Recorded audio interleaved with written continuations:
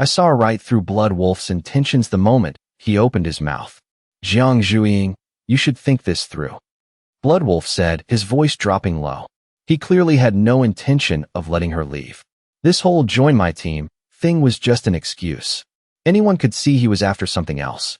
Blood Wolf's target was never the 10 tons of mutant beast meat, nor did he actually want Jiang Zhuiying to join his team. What he was really after was her ability. Ever since he heard Jiang Zhuiying's name, he had been secretly watching her. Whether she stepped into his territory or not, he had already planned to make his move. Blood Wolf's ability allowed him to devour the cells of other ability users, like infecting himself with a new virus. His body could only maintain a maximum of 2 types of cells. Exceeding that limit would lead to cellular breakdown. The former Snow Wolf was devoured by him, and from then on, he became the new Blood Wolf. After that, he constantly hunted for his next target and finally set his sights on Jiang Zhuiying.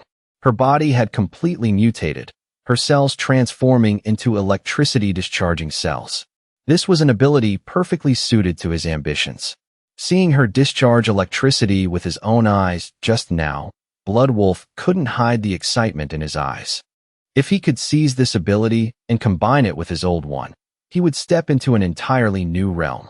As long as he captured Jiang Zhuiying alive, everything would be his. Hearing those words, Jiang Zhuiying's face instantly darkened.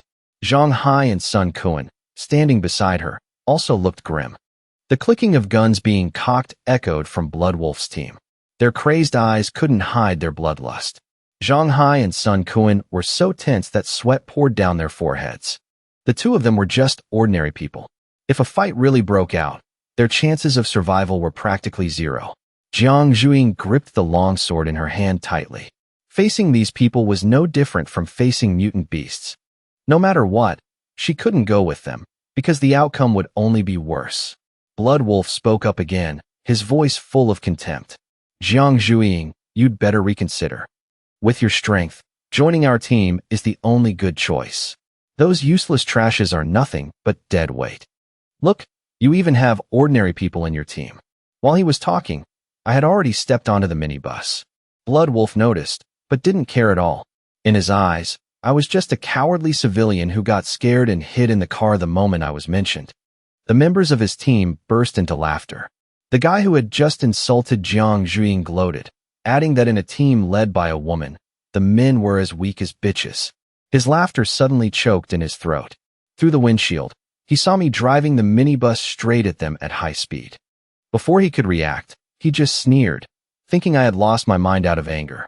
Blood Wolf also stood his ground. The woman in his team quickly cocked her gun, aiming the barrel straight at me, her eyes as cold as a viper's. But at that exact moment, a chill ran down Blood Wolf's spine. He stared at the front of the minibus and saw a pitch-black metal tube extending out. Just looking at it was enough to make him feel a fatal sense of danger. When ability users reach a certain level, they develop beast-like instincts, able to sense life-threatening danger. From his initial indifference, Blood Wolf suddenly roared, "Run!" He leaped backward, his muscles bulging. In a split second, from an ordinary young man, he transformed into a wolf. His backward speed was terrifying, his eyes glowing red. Hearing this, the woman immediately dropped her gun and turned to run. The other members reacted slower, frantically turning their motorcycles around to find an escape route. Whoosh! Right then, an earth-shattering explosion tore through the air. My ears rang for a moment. Before my eyes, a massive blast of air erupted. The guy turning his bike only had time to see the shockwave rushing at him. The next second, he felt like he'd been hit head-on by a freight train. Agonizing pain racked his body, his vision covered in a bloody mist. When he hit the ground, his body was like a torn sack, rolling a few times before lying still. He opened his mouth, but only spat out blood and shattered organ fragments. Around him, his teammates lay scattered, their bodies twitching. None of them had a chance of surviving. Blood Wolf, the woman, and a few others had managed to retreat outside the gate. He tried to call for help, but only blood poured out. Inside the vehicle, I calmly turned the steering wheel and slammed on the gas. The air cannon had fired, the base vehicle was accelerating, and I continued to charge straight toward the gate. Blood Wolf and the remaining survivors hadn't even recovered from the explosion when the minibus barreled toward them again. Those who couldn't run in time were sent flying into the air, fresh blood spraying like a fountain before they crashed heavily to the ground. The sight terrified them to their core. They didn't even have time to get back to their Hummers or off-road vehicles. They just ran for their lives. With a screech of tires, I stopped the vehicle right in front of a Hummer. Through the windshield, I looked out coldly. Blood Wolf had retreated far away, dazed by the shockwave. He had no idea that I needed 10 seconds to recharge the air cannon, and that after every shot, the cannon had to cool down. If he knew, he probably wouldn't have panicked and run away like that. It was a pity that the shot just now couldn't kill Blood Wolf. It seemed he had sensed the danger and managed to escape before the air cannon was fully charged. I slowly backed the vehicle up. From the moment Blood Wolf appeared, I had been preparing for this battle. The moment he revealed his true intentions, I had no reason to hold back anymore. In their eyes, I was just an ordinary guy, and the beat-up minibus wasn't worth paying attention to. They had no idea that the moment I stepped onto the vehicle, the air cannon had been activated. When the energy was almost full, I stepped on the gas and charged straight ahead. Blood Wolf escaped, but his slow-footed cronies were crushed by the air cannon. Broken bones, shattered organs, not a single one of them survived.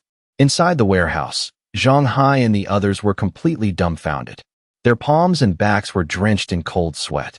Just moments ago, they thought they were going to die here today. But they never expected the situation to be flipped so violently. I suddenly drove the minibus out, followed immediately by an earth-shattering explosion. And when the dust settled, only the 4 of them were left in the warehouse. The people who had just threatened their lives, Blood Wolf and his gang, had fled the warehouse, leaving behind only cold corpses. Jiang Zhuiying's eyes widened as she looked at the bodies scattered on the ground. She had braced herself for a fight, gripping her long sword tightly, ready to charge. But she didn't expect me to suddenly drive the vehicle out.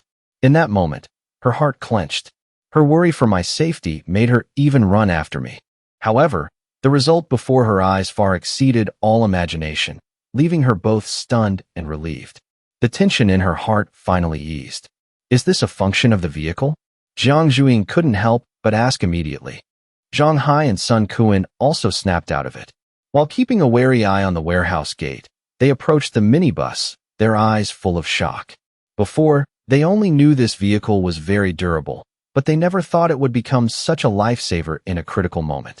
That terrifying blast of air, that deafening explosion, what the hell was it? I pondered for a moment before replying. It's probably some kind of compressed air cannon. I saw this function when I picked up the vehicle. Zhang Hai and Sun Kuan fell silent, secretly wondering why they couldn't find such a versatile vehicle themselves. Jiang Zhuiying just smiled. She wasn't sure if I was telling the truth, but her brother was becoming increasingly unpredictable. Sitting in the vehicle, I looked at their expressions, not knowing how to explain further. Honestly, no matter what excuse I made up, they probably wouldn't believe it now that it was exposed. But with Jiang Zhuiying here, if Zhang Hai or Sun Kuan had the same thoughts as Yang Qingqing did before, they would surely remember her fate. Besides, the biological laboratory was about to be built, so I was no longer too worried about others noticing the base vehicle. The vehicle was linked to the star seed in my head. My only weakness was still my ordinary human body. If I could overcome this, I wouldn't say I'd be invincible, but at least I wouldn't have to walk on a knife's edge anymore. Blood Wolf had brought a lot of people to surround us. He definitely wouldn't give up easily just because he lost a few underlings. No one knew when he would return. If we were ambushed on the road, the situation would be extremely dangerous. Once he calmed down, Blood Wolf would realize that the minibus's air cannon couldn't change direction and the vehicle itself was bulky. As long as they attacked from multiple directions, they could avoid that fatal blow. Therefore, I had no intention of taking this opportunity to run away. I told Sun Kuan to close the warehouse gate, Zhang Hai to continue loading the metal blocks onto the vehicle, and Jiang Jing to stand guard near the minibus. Sun Kuan carefully dodged the corpses, climbed the wall like a lizard, grabbed the lever, and pulled it down. While closing the gate, he cautiously observed the outside and saw Blood Wolf and his gang still standing not far away. They hadn't brought all their cars and motorcycles in, and it seemed they had no intention of leaving yet. All their guns were aimed at the warehouse gate. Blood Wolf's face was gloomy, completely different from his ordinary young man appearance earlier. His fury was practically radiating from him. Losing his men so senselessly and being forced to flee made it impossible for him to swallow this anger. Blood Wolf has surrounded us. Sun Kuan reported back after closing the gate. Let them surround us. We're not going out right now anyway, Jiang Zhuiying said. Sun Kuan glanced at Zhang Hai, who was still carrying metal, and then looked at me, secretly thinking it was truly baffling that we hadn't forgotten about those metal blocks even at a time like this. When all the metal was loaded onto the vehicle, I said, "Everyone stay alert. I have some things to take care of." The minibus had just displayed terrifying power, so my words naturally carried weight now. Even though they didn't understand why I wanted to work alone in the vehicle while Blood Wolf was outside, Zhang Hai and Sun Kuan immediately left. They started checking if there were any back doors or windows in the warehouse, just in case of a rear ambush. Jiang Zhuiying stood guard near the vehicle. She was also curious about what I was going to do, but since others were around, she didn't ask. Standing in the minibus, looking at the metal blocks piled on the floor and the iridium crucible I had just taken out, I took a deep breath. I originally planned to wait until night to quietly upgrade in the warehouse, but to deal with Blood Wolf, I decided to build the biological laboratory right here, right now. The seed's voice echoed in my head, reporting that it had scanned all the materials and met the upgrade conditions. The biological laboratory would take 1 hour to build. During that time, the base vehicle could still move, and its other functions would remain operational. A surge of excitement welled up in my heart. The biological laboratory could create gene evolution fluid, helping the host enhance their physique. Just hearing about it was enough to drive anyone crazy. I had never mutated. I was still just an ordinary person. In the apocalypse, ordinary people were always at a disadvantage. Even those following Blood Wolf were merely sacrificial pawns. An unarmed, ordinary person would struggle to deal with 2 or 3 zombies. Even fully equipped, they couldn't fight off a whole horde alone. Weak stamina, poor recovery, they absolutely couldn't compare to ability users. Confirm upgrade, I commanded in my mind. The seed immediately responded. The upgrade process began, and the materials gradually disappeared. 1 hour wasn't a long time, but I didn't know if Blood Wolf had the patience to wait. I sat back in the driver's seat, listening to the seed count down the air cannon's cooldown time. I just hoped that the shot just now had terrified Blood Wolf and his gang enough that they wouldn't act too soon. Sun Kuan couldn't hold back anymore and suggested in a low voice, "How about we just drive the minibus straight out?" He really didn't understand what I was waiting for. When he ran up to the second floor and looked out through the skylight, his heart sank. Outside, it was swarming with Blood Wolf's men, completely surrounded without a single gap, making him increasingly anxious. In Sun Kuan's mind, the minibus was bulletproof. Even if facing Blood Wolf's gang head-on wasn't absolutely safe, at least there was a chance to break out. However, he also knew clearly that Blood Wolf's group had tracked them here. The warehouse gate was definitely locked tight, and they had set up quite a few obstacles around it. The minibus could run over iron spikes, but against concrete walls and steel plates, it would be completely helpless. Sun Kuan stared at the base vehicle. The doors were shut tight, and it was dead silent inside, without a single sound.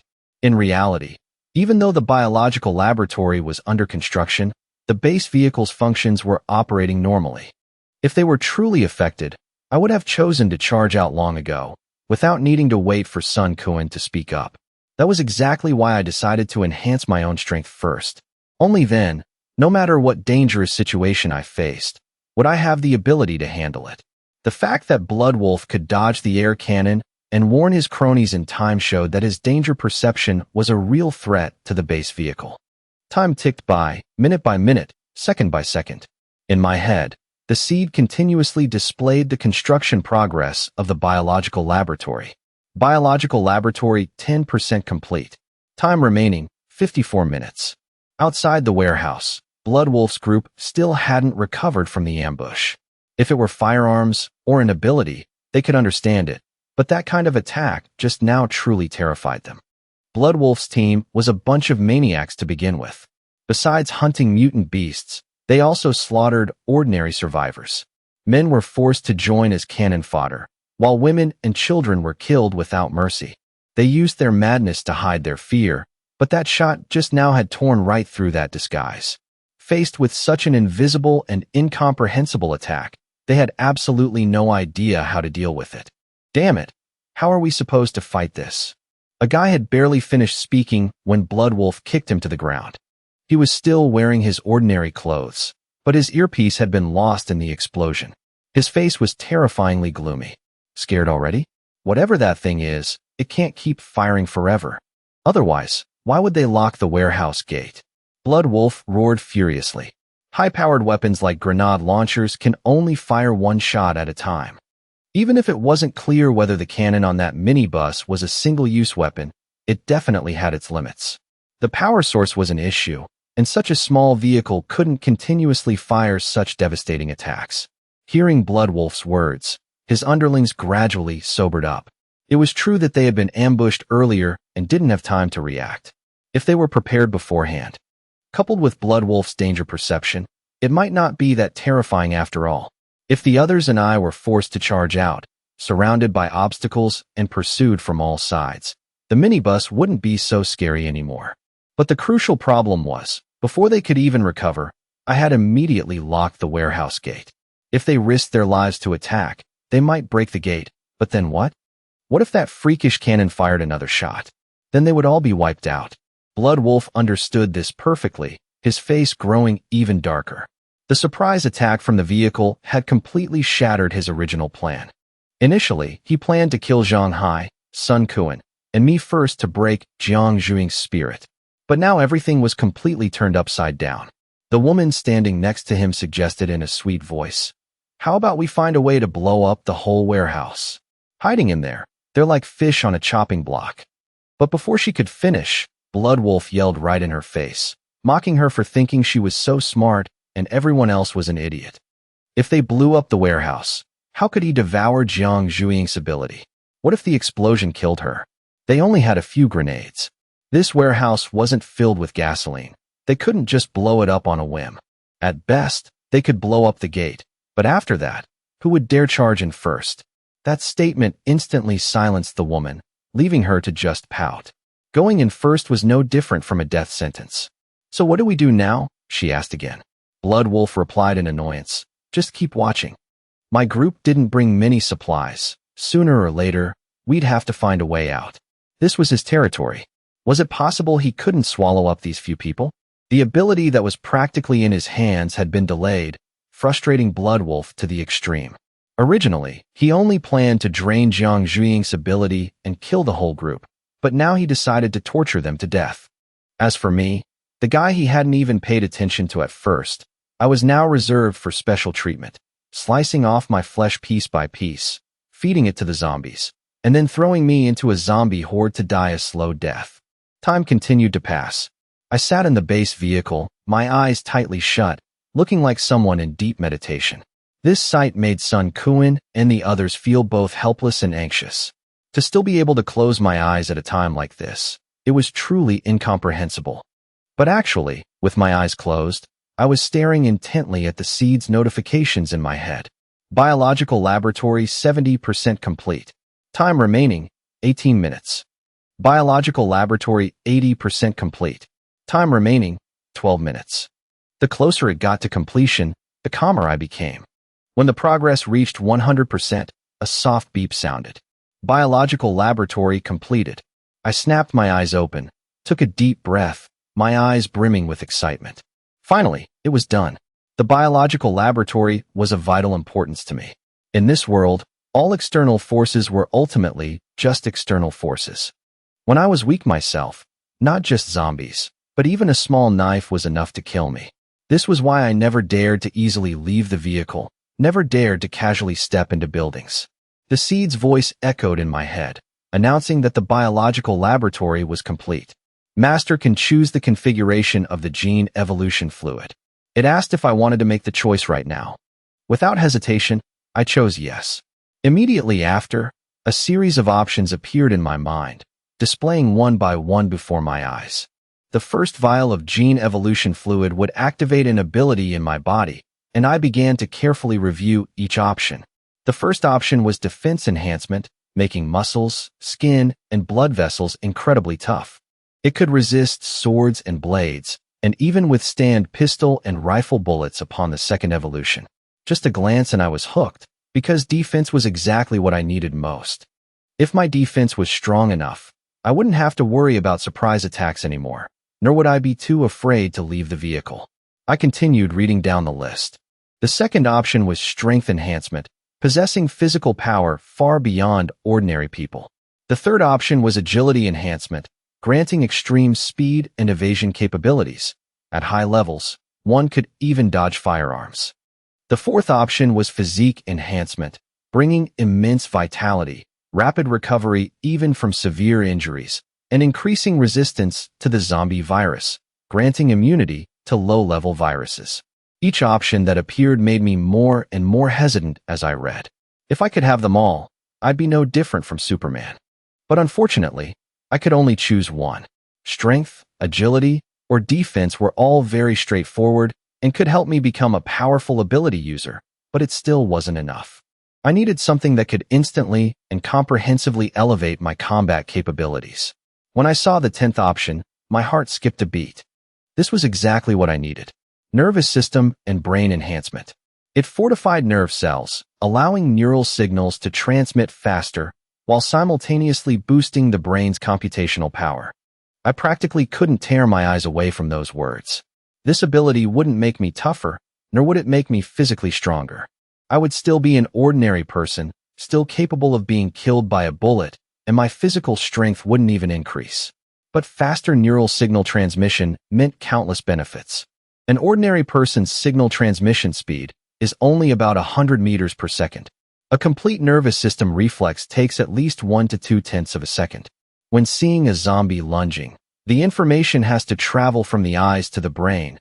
The brain analyzes it, makes a judgment, and then sends a command to the muscles. That entire process always has a delay. What if the signal transmission speed reached 1,000 meters per second? Reflexes would be 10 times faster, and the brain's computational power would also increase tenfold. Memory, learning ability, and judgment would all be elevated to a completely different level. I even thought further ahead, to photonic computers using light to transmit information, or quantum computers using quantum entanglement to surpass the speed of light. Once the brain was enhanced to that extent, its computational power would become unimaginable. If the signal transmission speed just reached 10,000 meters per second when I saw an opponent's action, whether attacking or defending, in my eyes, it would be no different from being in slow motion hundreds of times over. Not only that, a stronger nervous system would also help me control my muscles with far greater precision. Ordinary people often have shaky hands when threading a needle because their nervous system isn't refined enough to control their muscles perfectly. But if my brain was enhanced, my hands would be as steady as a rock, every fingertip unbelievably nimble. I hesitated no longer and directly chose nervous system and brain enhancement.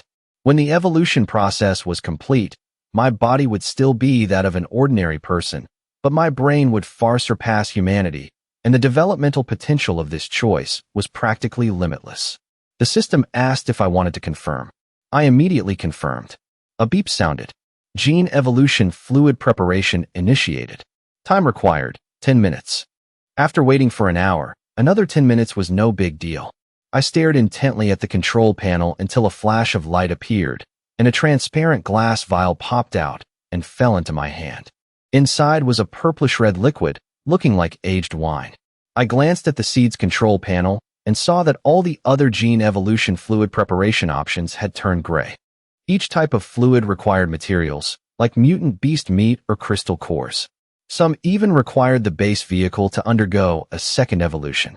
I was briefly surprised to discover the vehicle could evolve further, but now wasn't the time to think about that. The enemy was still outside. The most urgent matter was to drink the gene evolution fluid. I raised the glass vial and downed it in one gulp. The fluid was tasteless, but the moment it hit my stomach, a scorching sensation like swallowing fire instantly erupted, surging straight from my stomach to my brain, making my head feel like it was going to explode. I clutched my head tightly, the agonizing pain almost unbearable. The seed immediately announced that it was restructuring my nerve cells and brain, and the pain was unavoidable. I could even choose to pass out to let the process complete itself. I just wanted to curse.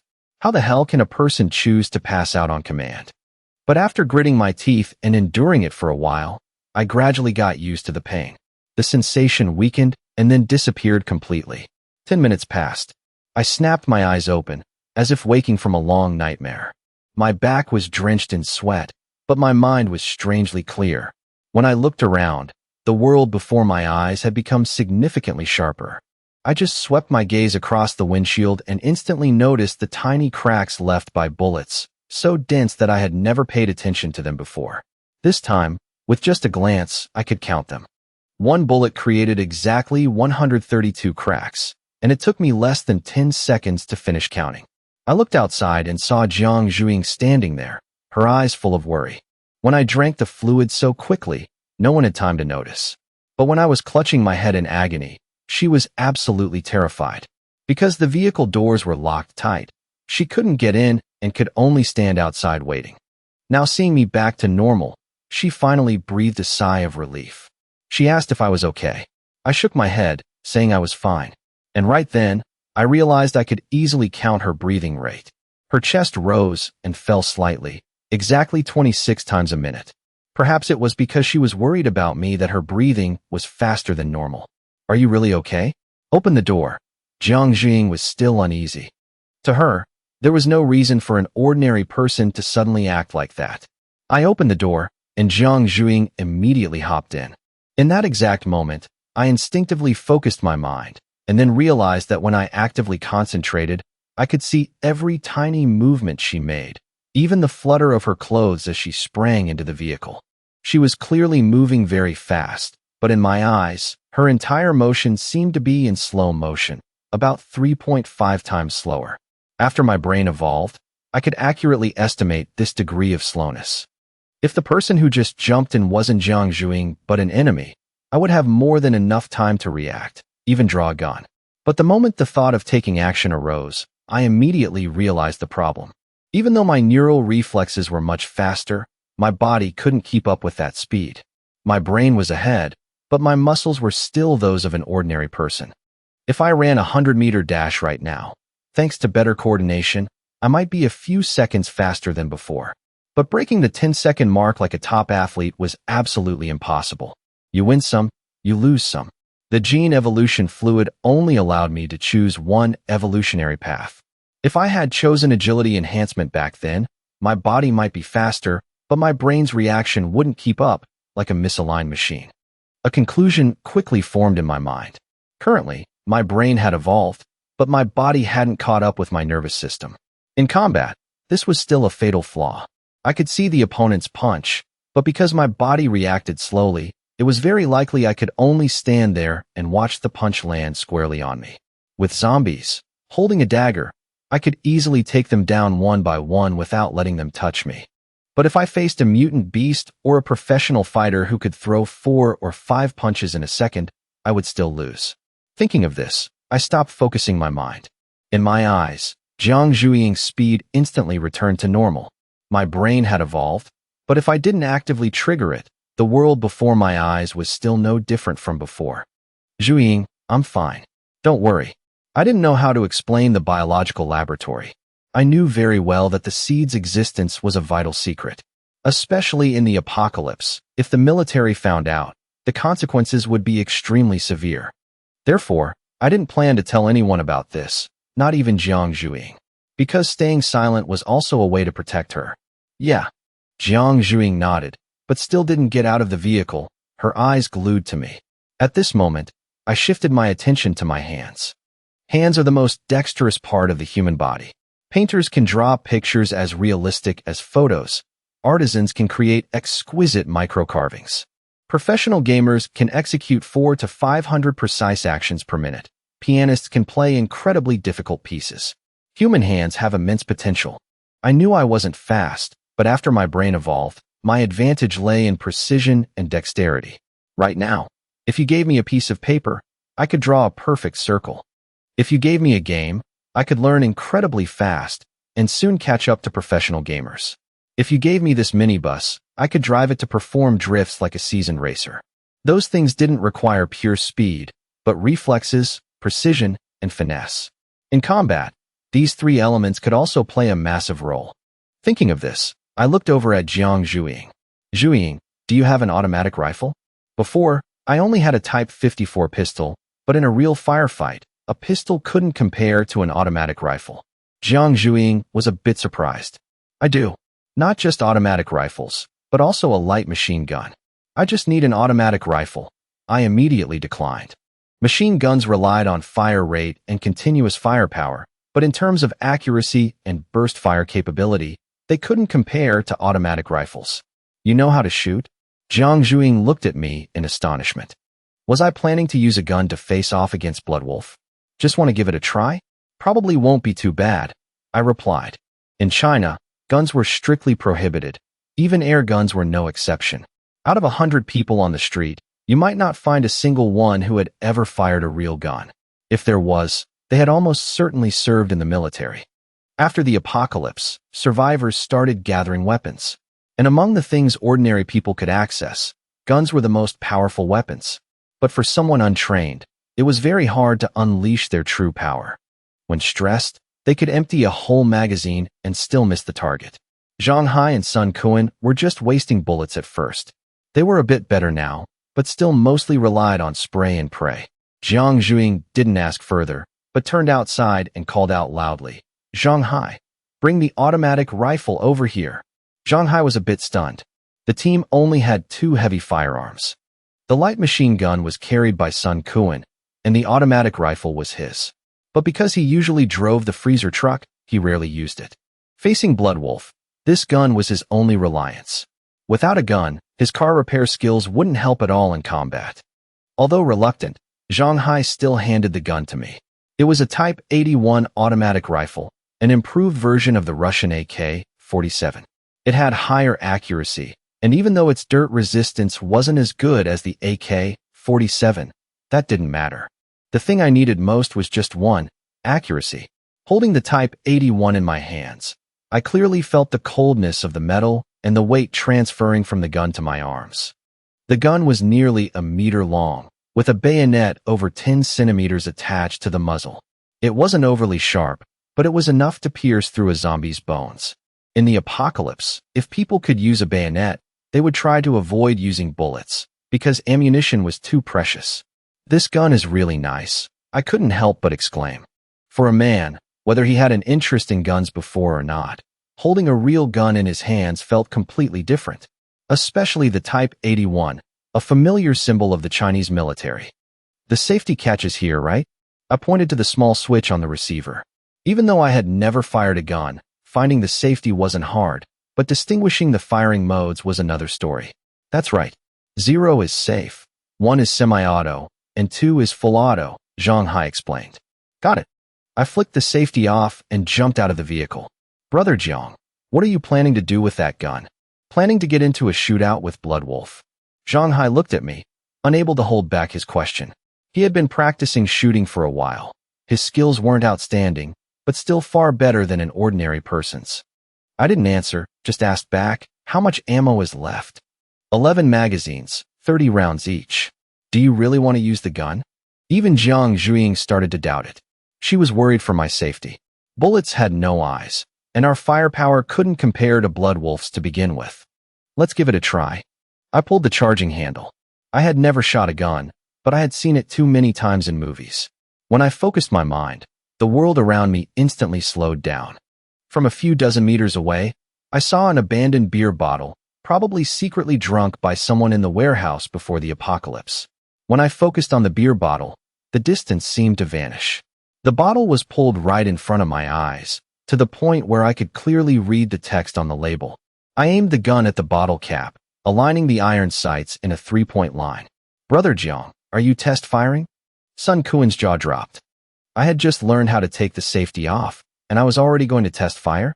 An ordinary person had to shoot thousands of rounds before they dared to say they knew how to shoot. There were only 11 magazines. Even if I shot them all, it wouldn't improve anything. A rookie getting into a shootout with a whole team was no different from suicide. Brother Jiang, I see you drive really well. If you're shooting, who's going to drive? Zhang Hai tactfully reminded me, wanting to take back the Type 81. But at this moment, I was solely focused on the target. In my hands, the gun felt like it was locked into an iron groove, not shaking in the slightest. When ordinary people shoot, muscle contractions cause the gun to shake, but I could control every minor muscle. The range was about 30 meters, muzzle velocity 7 to 800 meters per second. Ignoring air resistance, the bullet drop was about 7 to 8 millimeters, practically negligible. Thanks to my evolved brain, I completed the rough calculation in the blink of an eye. I still slightly adjusted the firing angle, just to be sure. I pulled the trigger. Bang! The beer bottle 30 meters away exploded, shattering into pieces. Zhang Hai hadn't even finished speaking when the gunshot startled him, his mouth hanging open, unable to utter a word. Hit it? For real? Sun Kuan gulped. He didn't know if I had aimed right at it from the start or just got lucky. Just a few minutes ago, I didn't even know how to take the safety off. I didn't explain, just continued looking for another target. This time, it was a small metal block further away. I aimed right at the center, adjusted the firing angle. The bullet hit the target, but it was off from my calculation by a few millimeters. When shooting at a person, this deviation could be ignored, but I wanted to eliminate it completely. I kept shooting, adjusting as I fired to find the most accurate angle and the optimal way to use the iron sights. In Zhang Hai and Sun Kuan's eyes, the metal block was just continuously sparking.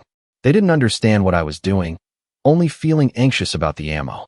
There were 330 rounds in total, and I had already used over a dozen. In the apocalypse, target practice with live ammo was a luxury. They usually only did dry fire practice. But targets don't move, while enemies do. I suddenly turned to Zhang Hai. Zhang Hai, grab a beer bottle. There were still 2 unbroken bottles nearby. Zhang Hai reluctantly complied. Throw it far. Use all your strength. He froze for a second, but still threw it.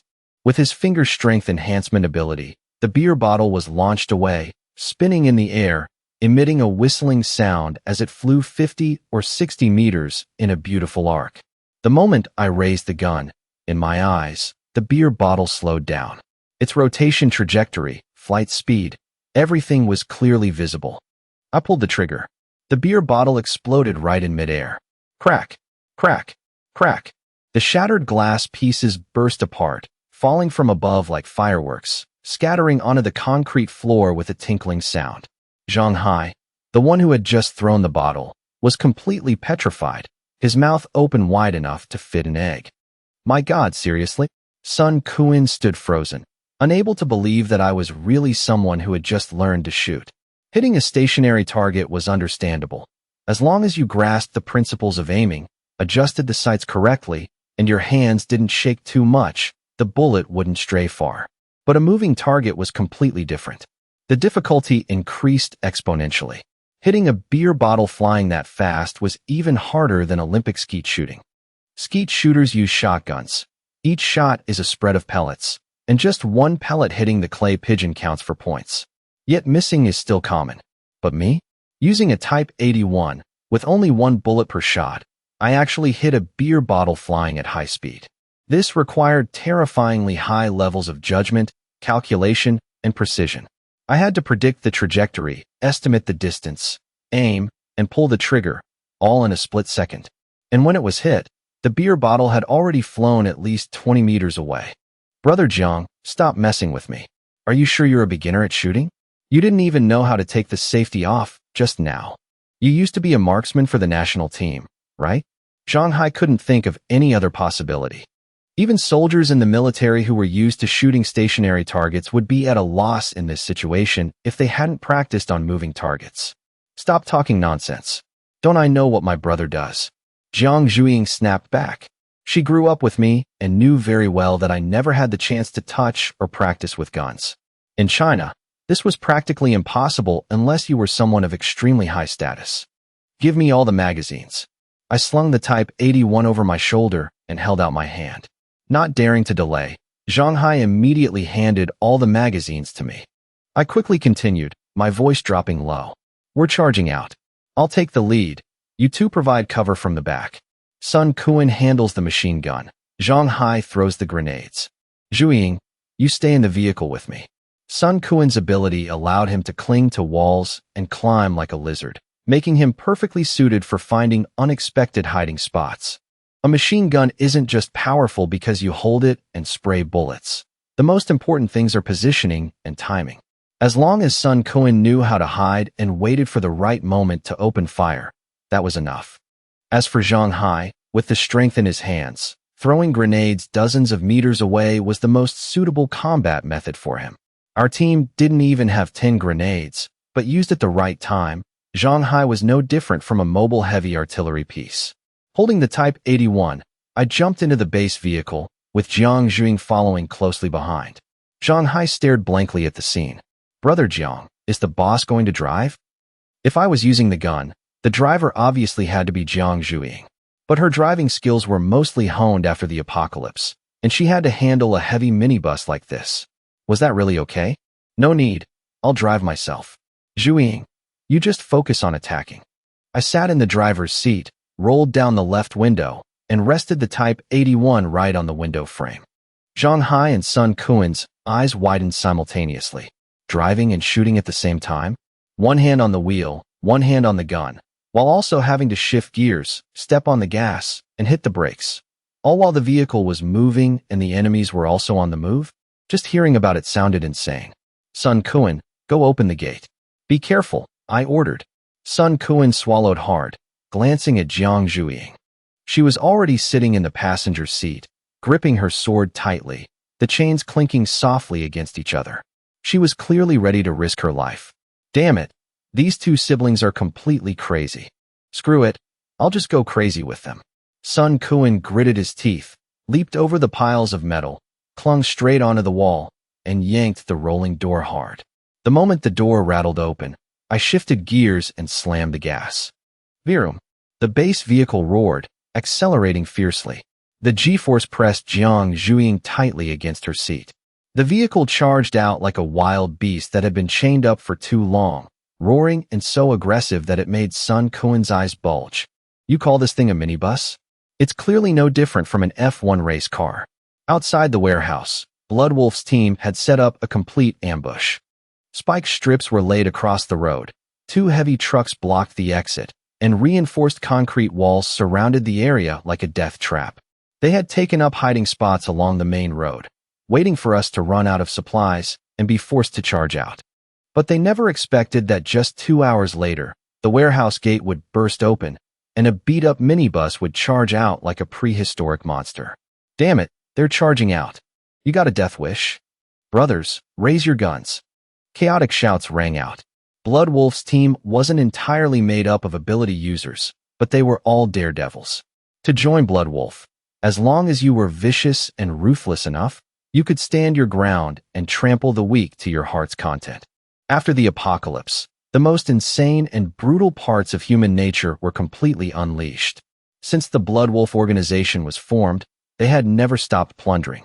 Not only did they hunt mutant beasts for meat and gather food, but they also ruthlessly robbed other survivors of their resources. With Bloodwolf's strength and brutality, the entire industrial park quickly fell into their hands. Survivors were captured, beautiful women were kept, while most men were killed on the spot.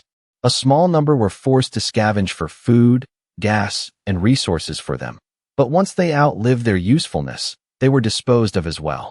In the Bloodwolf organization, the useless had no place.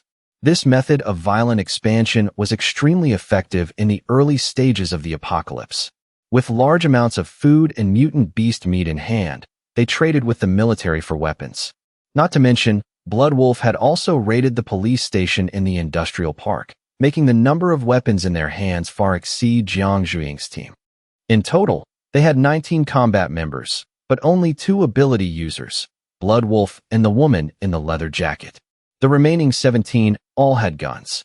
1 light machine gun, 2 armed police submachine guns, 3 Type 95 automatic rifles, 2 old Type 56 semi-automatic rifles, plus 9 Type 54 and Type 64 pistols looted from the police station. A total of 17 guns, plus several bulletproof vests worn by Bloodwolf, the leather jacket woman, and a few core members. Bloodwolf's terrifying nature didn't just lie in his ability, but mainly in their numbers and firepower. In the early stages of the apocalypse, an ability user wasn't necessarily stronger than an ordinary person skilled with a gun. An organization of 19 people was already equivalent to the force of 2 reinforced squads.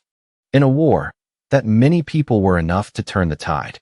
Because of this, Blood Wolf was extremely confident he could swallow up Jiang Zhuiying's team whole, while our team only had 2 automatic rifles and 3 pistols. When I drove the base vehicle out, Blood Wolf was sitting behind a hiding spot, wearing an earpiece. He immediately saw me and Jiang Zhuiying in the passenger seat, his eyes lighting up. Finally couldn't take it anymore, huh? Riding a beat-up minibus and daring to charge out of his territory, they were truly seeking death. Blood Wolf sprang up, ripped off his earpiece, threw it away, and roared, "Fire! Don't shoot Jiang Zhuiying. Shoot that brat driving the car." Blood Wolf's ability required devouring life energy from a living body. If the target was dead, the energy would dissipate very quickly, significantly reducing the effect. Therefore, he tried to avoid shooting Jiang Zhuiying to death. But if she got shot and didn't die immediately, he could still accept it. Shouts of acknowledgement rang out. His underlings jumped out of their hiding spots and simultaneously unleashed a hail of bullets at the minibus. The rapid fire of guns echoed. Rifles, pistols, and submachine guns opened fire at the same time. The windshield rattled violently, and a series of cracks appeared. Tiny glass shards the size of rice grains flew everywhere, but the glass still didn't shatter. I stepped on the gas, and the base vehicle continued to charge straight ahead. The star seed in my head sounded a warning. Front bulletproof glass durability decreased by 7%. I didn't hesitate at all and continued to accelerate. Blood Wolf's men were stunned. Was this minibus equipped with bulletproof glass? Even if it was bulletproof glass, under heavy firepower, if they concentrated their fire on one spot, they could still shoot through it. Blood Wolf roared, "Keep firing. Empty your clips on him." Then he snatched the light machine gun and personally sprayed bullets at me. The vehicle's speed had already exceeded 100 kilometers per hour. Ahead was the spike strip. Having occupied the industrial park, this thing was too easy for Blood Wolf to prepare, and it was also a familiar tool for plundering. The spike strip lay right in front of us, but the base vehicle didn't slow down at all, charging straight at it. Blood Wolf's eyes widened in a bloodshot glare. At this speed, if the tires blew out, the vehicle would flip over. But the base vehicle crushed the 5-meter-long spike strip. Thousands of spikes flew out like bullets, bouncing off the vehicle's body before falling to the ground. The vehicle was like a giant, enraged rhinoceros, continuing its charge straight toward the hiding spot. Right at that moment, Blood Wolf sensed danger. He saw the pitch-black cannon protruding from the front of the base vehicle and roared. They had already tasted this thing before and knew it was as terrifying as heavy artillery. This was truly a tank. Boom. The air cannon fired, the terrifying blast of air sweeping straight into the hiding spot. Iron barrels, metal blocks, and sandbags were blown away. A guy trying to run was hit in the head by a piece of metal, his skull shattering on the spot. He face-planted into the dirt, dead instantly. I focused intensely, grasping the scattering directions of all of them in the blink of an eye. The weakness of the air cannon was its long recharge time, coupled with the fact that Blood Wolf's gang was already on high alert. So this shot only killed one guy, and not even from a direct hit. Many of them had jumped into off-road vehicles, one driving, one standing and shooting from the sunroof. I slammed the brakes and cranked the steering wheel hard. The base vehicle made a sharp 90-degree turn.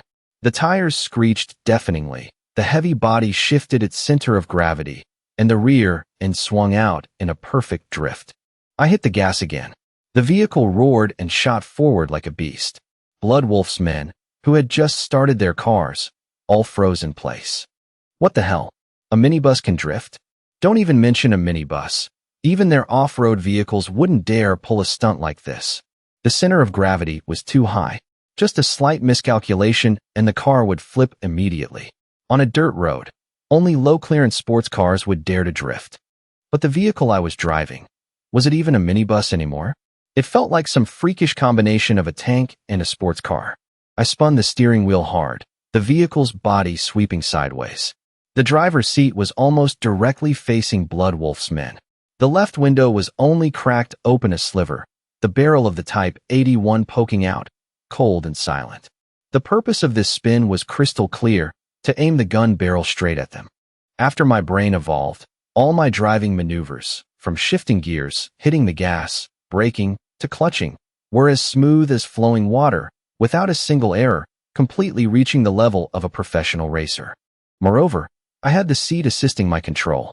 This minibus practically became a part of my body, responding instantly, as nimble as my own arm. Combined with the base vehicle's superior performance, let alone drifting, even more complex maneuvers were no problem at all. The vehicle slid sideways, the angle controlled perfectly. I was still shielded behind the glass, with only the gun barrel protruding from the window gap. Even shooting through this narrow gap, it would be very hard to hit me. The vehicle sped along, and Bloodwolf's off-road vehicles also started up simultaneously. The moment the two vehicles passed each other, I clearly saw the face of a man in his 30s.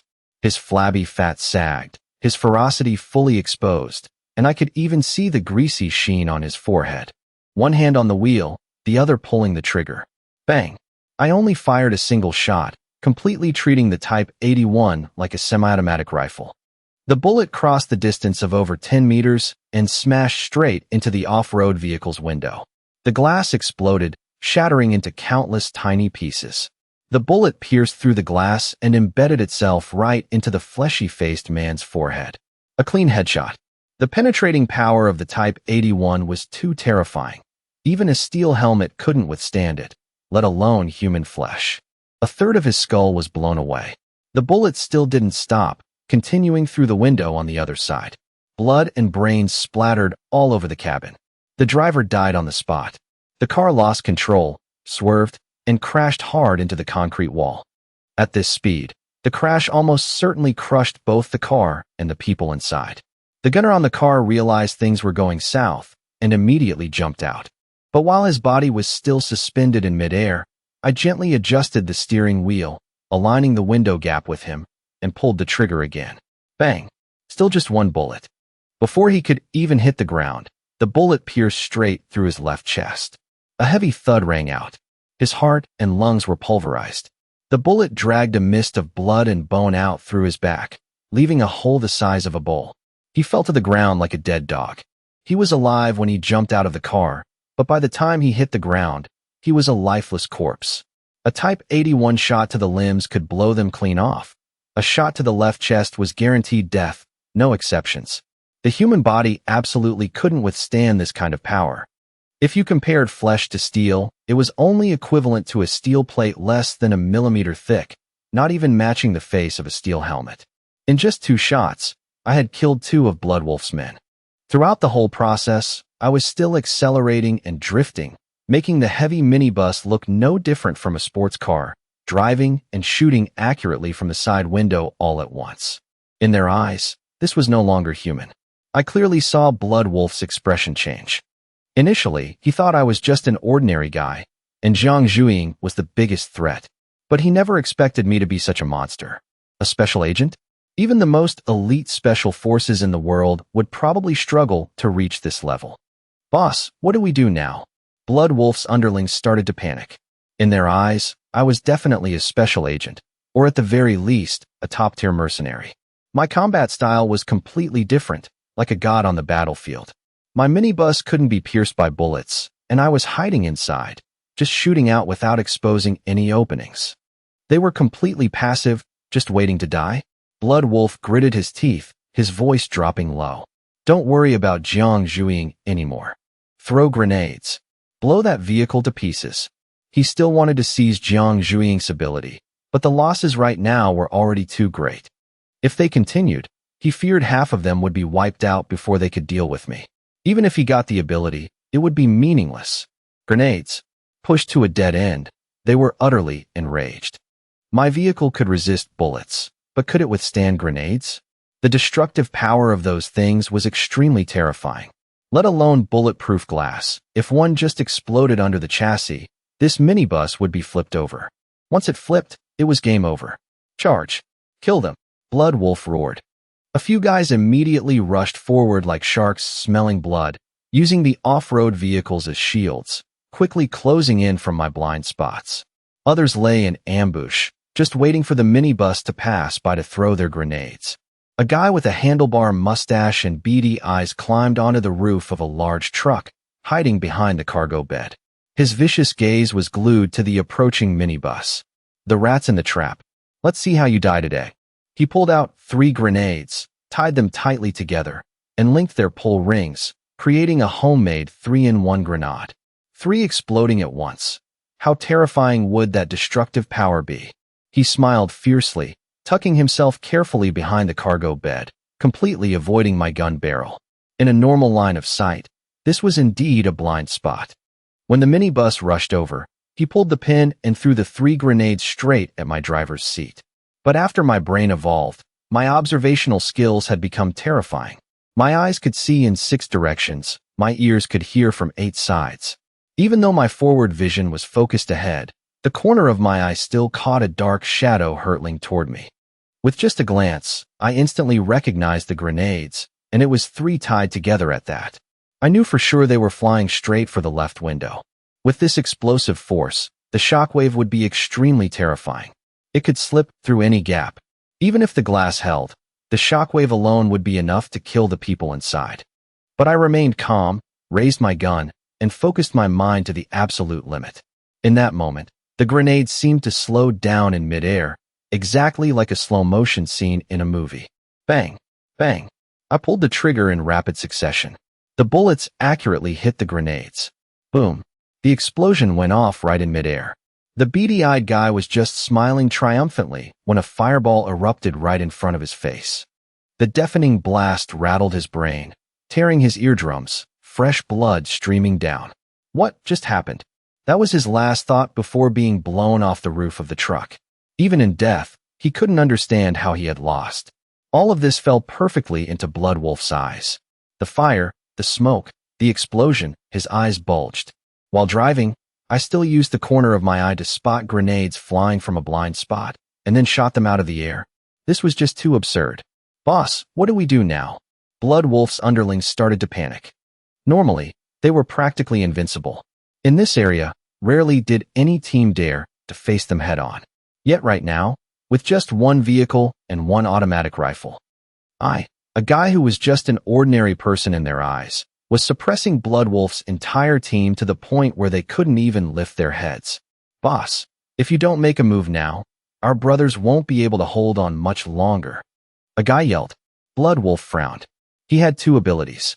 In terms of individual strength, he was indeed the strongest among them. His abilities leaned towards close combat. Whether facing ability users or firearms, he wasn't afraid. Even against Jiang Zhuiying, he had been very confident. But dealing with a vehicle running at over 100 kilometers per hour, constantly drifting like an armored block of steel, no matter how strong he was, there was nothing he could do. Against my vehicle, Bloodwolf's only option was to use an automatic rifle or grenades, and his effectiveness was no better than his underlings. Attack from the right. His gun can only shoot to the left. If we hit from the right, he can't fight back. The driver's seat was on the left, and the Type 81 was also at the left window. Theoretically, I couldn't attack the right side. Bloodwolf's gang immediately realized this point. The right side. Brothers, advance. Instantly, they jumped into SUVs like Hummers and Land Rovers, hitting the gas and charging toward the right side of the minibus. Before the apocalypse, this industrial park was full of good cars, and Bloodwolf always chose the ones with the highest performance. For SUVs, like a pack of hunting wolves, closed in from the right.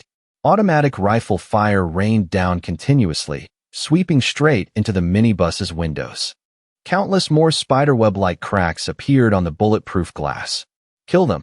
2 guys popped out from the sunroofs of 2 SUVs. In that position, they temporarily avoided my gun barrel. Otherwise, they wouldn't have dared to stick their heads out. In their eyes, my gun barrel was like the gaze of the Grim Reaper. Just facing it meant losing your life the next second. Holding a gun in one hand and a grenade in the other, they used their teeth to pull the pins, aiming straight at the right door, ready to throw. Right at that moment, swish. The minibus door burst open, and a figure appeared. Jiang Zhuiying. She was wearing a bulletproof vest, her left hand holding a thick, heavy bulletproof shield over a meter tall. Her eyes were hidden behind the observation slit, the corners of her lips curling up like a little devil. Crackle. Blue arcs of electricity shot out like purple snakes, striking straight at the two guys leaning out of the SUV's sunroofs. The electricity wasn't enough to burn their bodies, but it was more than enough to paralyze them completely. Clatter. The two unpinned grenades dropped straight down into their cars. The drivers heard the noise, turned their heads, and saw the round grenades bouncing on the bouncy leather seats. They didn't have pins. Oh shit. Boom. Boom. Two explosions rang out inside the cars. The two SUVs burst into fierce flames.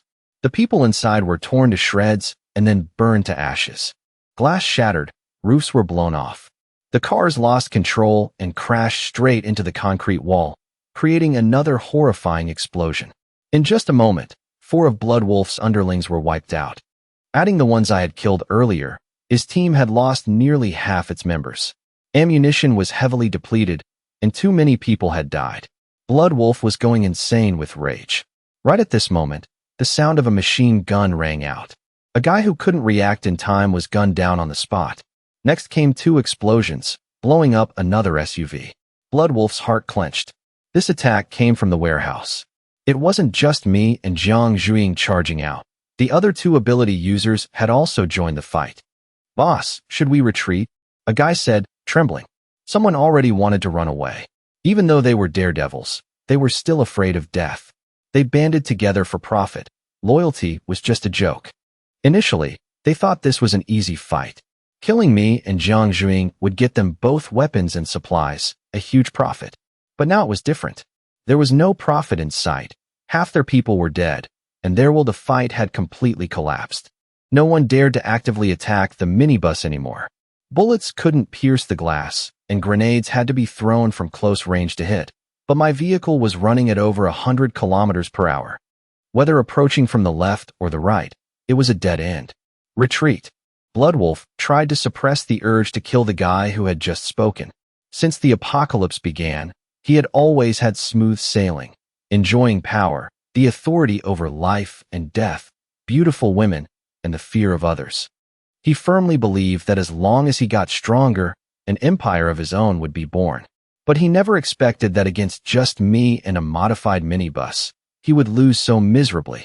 He wanted to crush me, but he also knew clearly that retreating was the only option. If they kept fighting, not only would his underlings run away, but everything he had built would collapse instantly. Retreat. Bloodwolf roared, his voice drowning out the gunfire. The surviving underlings heard the order, but at this point, only 9 guys were left.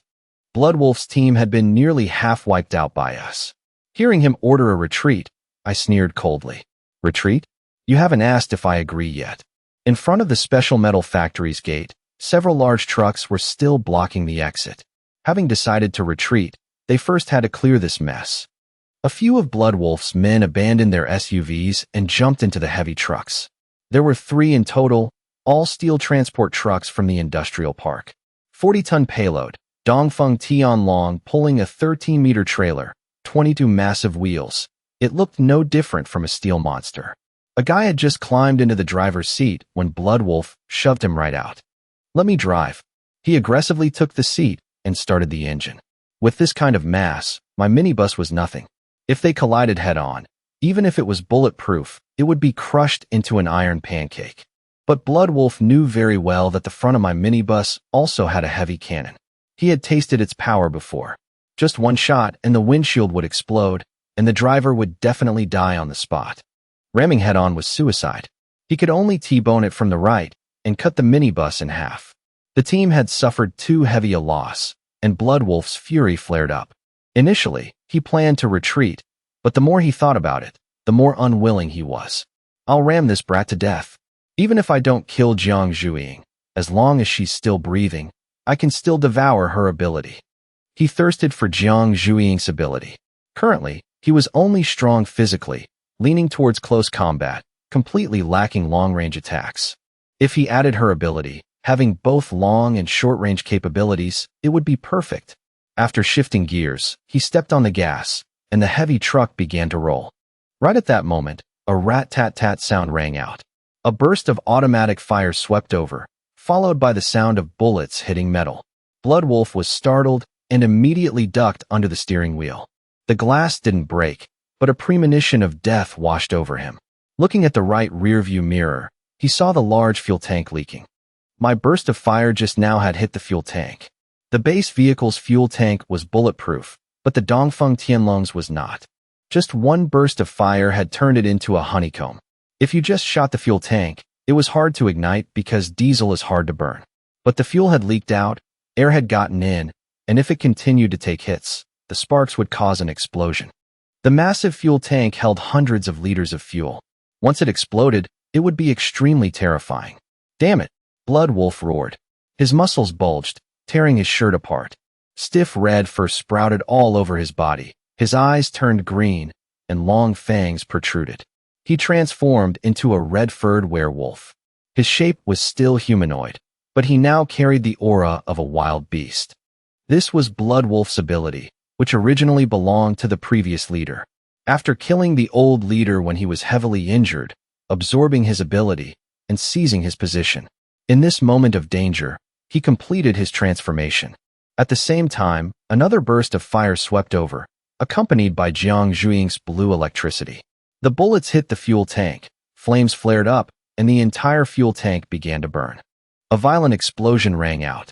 Flames spewed from under the cabin, swallowing the passenger seat. The guy Bloodwolf had shoved out earlier screamed miserably, his whole body turning into a fireball. Bloodwolf let out a long howl, smashed the windshield, and leaped out of the truck. Sparks and glass shards flew everywhere. The cabin became a sea of fire. The red fur on his back was scorched. "You little brat, I'm gonna kill you." In his transformed state, he charged madly straight toward my base vehicle. Seeing a red-furred werewolf rushing at me, I couldn't help but freeze for a moment. Was that Bloodwolf? His ability was turning into a wolf? A bit surprising, but nothing to worry about. I was driving the base vehicle. No matter how strong he was, he could still be crushed.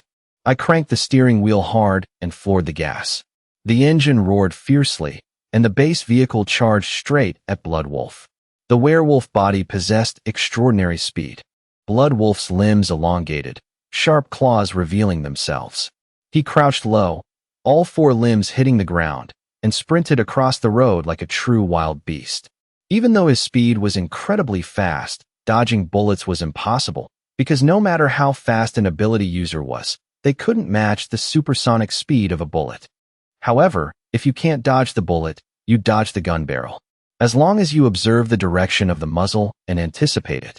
Bloodwolf had many times in battle torn apart people holding guns with his claws and fangs. After transforming, he became extremely brutal. Even his brain was affected, completely submerged in animalistic instincts. Those who died by his hands were rarely left with an intact corpse.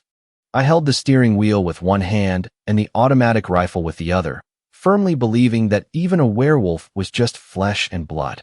As long as he took a bullet, it would be enough to take him out of the fight. But Bloodwolf was very cunning, not giving me a chance. From the minibus window, the gun's firing angle was too narrow, and he always dodged out of range. As for the air cannon in the front, he gave me even less of an opportunity. The cannon practically couldn't turn, and he always maintained a slightly offset, safe angle. Unable to hit him, I stepped on the gas, charging straight at him. But just as the minibus was about to ram him, Bloodwolf leaped, clearing the over 2-meter-tall vehicle. Screech, screech, screech. The sound of claws scraping hard against metal rang out from the roof. He had jumped up and was running on the roof of the minibus. However, at a speed of over 150 kilometers per hour, he couldn't stand firm. Even if he could hold on, it was useless, because the roof was made of solid steel. His claws couldn't destroy it. Thud. Unable to adapt to the speed and time, Bloodwolf slipped on the roof and rolled straight off onto the ground. He slammed hard onto the road, but at a speed of over 100 kilometers per hour, he still wasn't seriously injured. The moment he hit the ground, he sprang right back up. By this time, my minibus had already sped over 100 meters away. I cranked the steering wheel hard, executing a sharp drift of nearly 90 degrees. The rear of the vehicle swept sideways like a steel whip. At such high speed, the force exerted on the tires was immense. The high center of gravity minibus should have flipped, but I still managed to control it. Looking at the tire marks deeply imprinted on the concrete, Bloodwolf's gang standing far away couldn't help but shudder. Was this even a car from Earth? Was that even a human? Even elite special forces might not be able to pull this off. In their eyes right now, I had become a top-tier special agent or mercenary, and the minibus was like some super vehicle of the special forces. Driving at over 100 kilometers per hour in this cramped industrial park, even a professional racer would struggle to do it. All of them stood far away watching, waiting for the outcome. If things looked bad, they would run immediately. If Bloodwolf won, they would come back for their share. But Bloodwolf trying to defeat this minibus was like a tiger trying to swallow the sky. He had absolutely no idea where to start. His claws, his fangs, the strength he was so proud of, against the base vehicle, they all became a joke. You cowardly turtle, all you know is hiding in your car?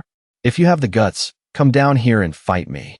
Bloodwolf roared from afar, his voice like a howling wolf, echoing straight to my ears. Tisk, TSK, turned into a wolf, and your intelligence dropped to the level of an animal too. Trying to drag me down to your level? Dream on, I said as I stepped on the gas, continuing to charge at him. The reality was that Bloodwolf couldn't do anything to me, but it was also hard for me to deal with him quickly.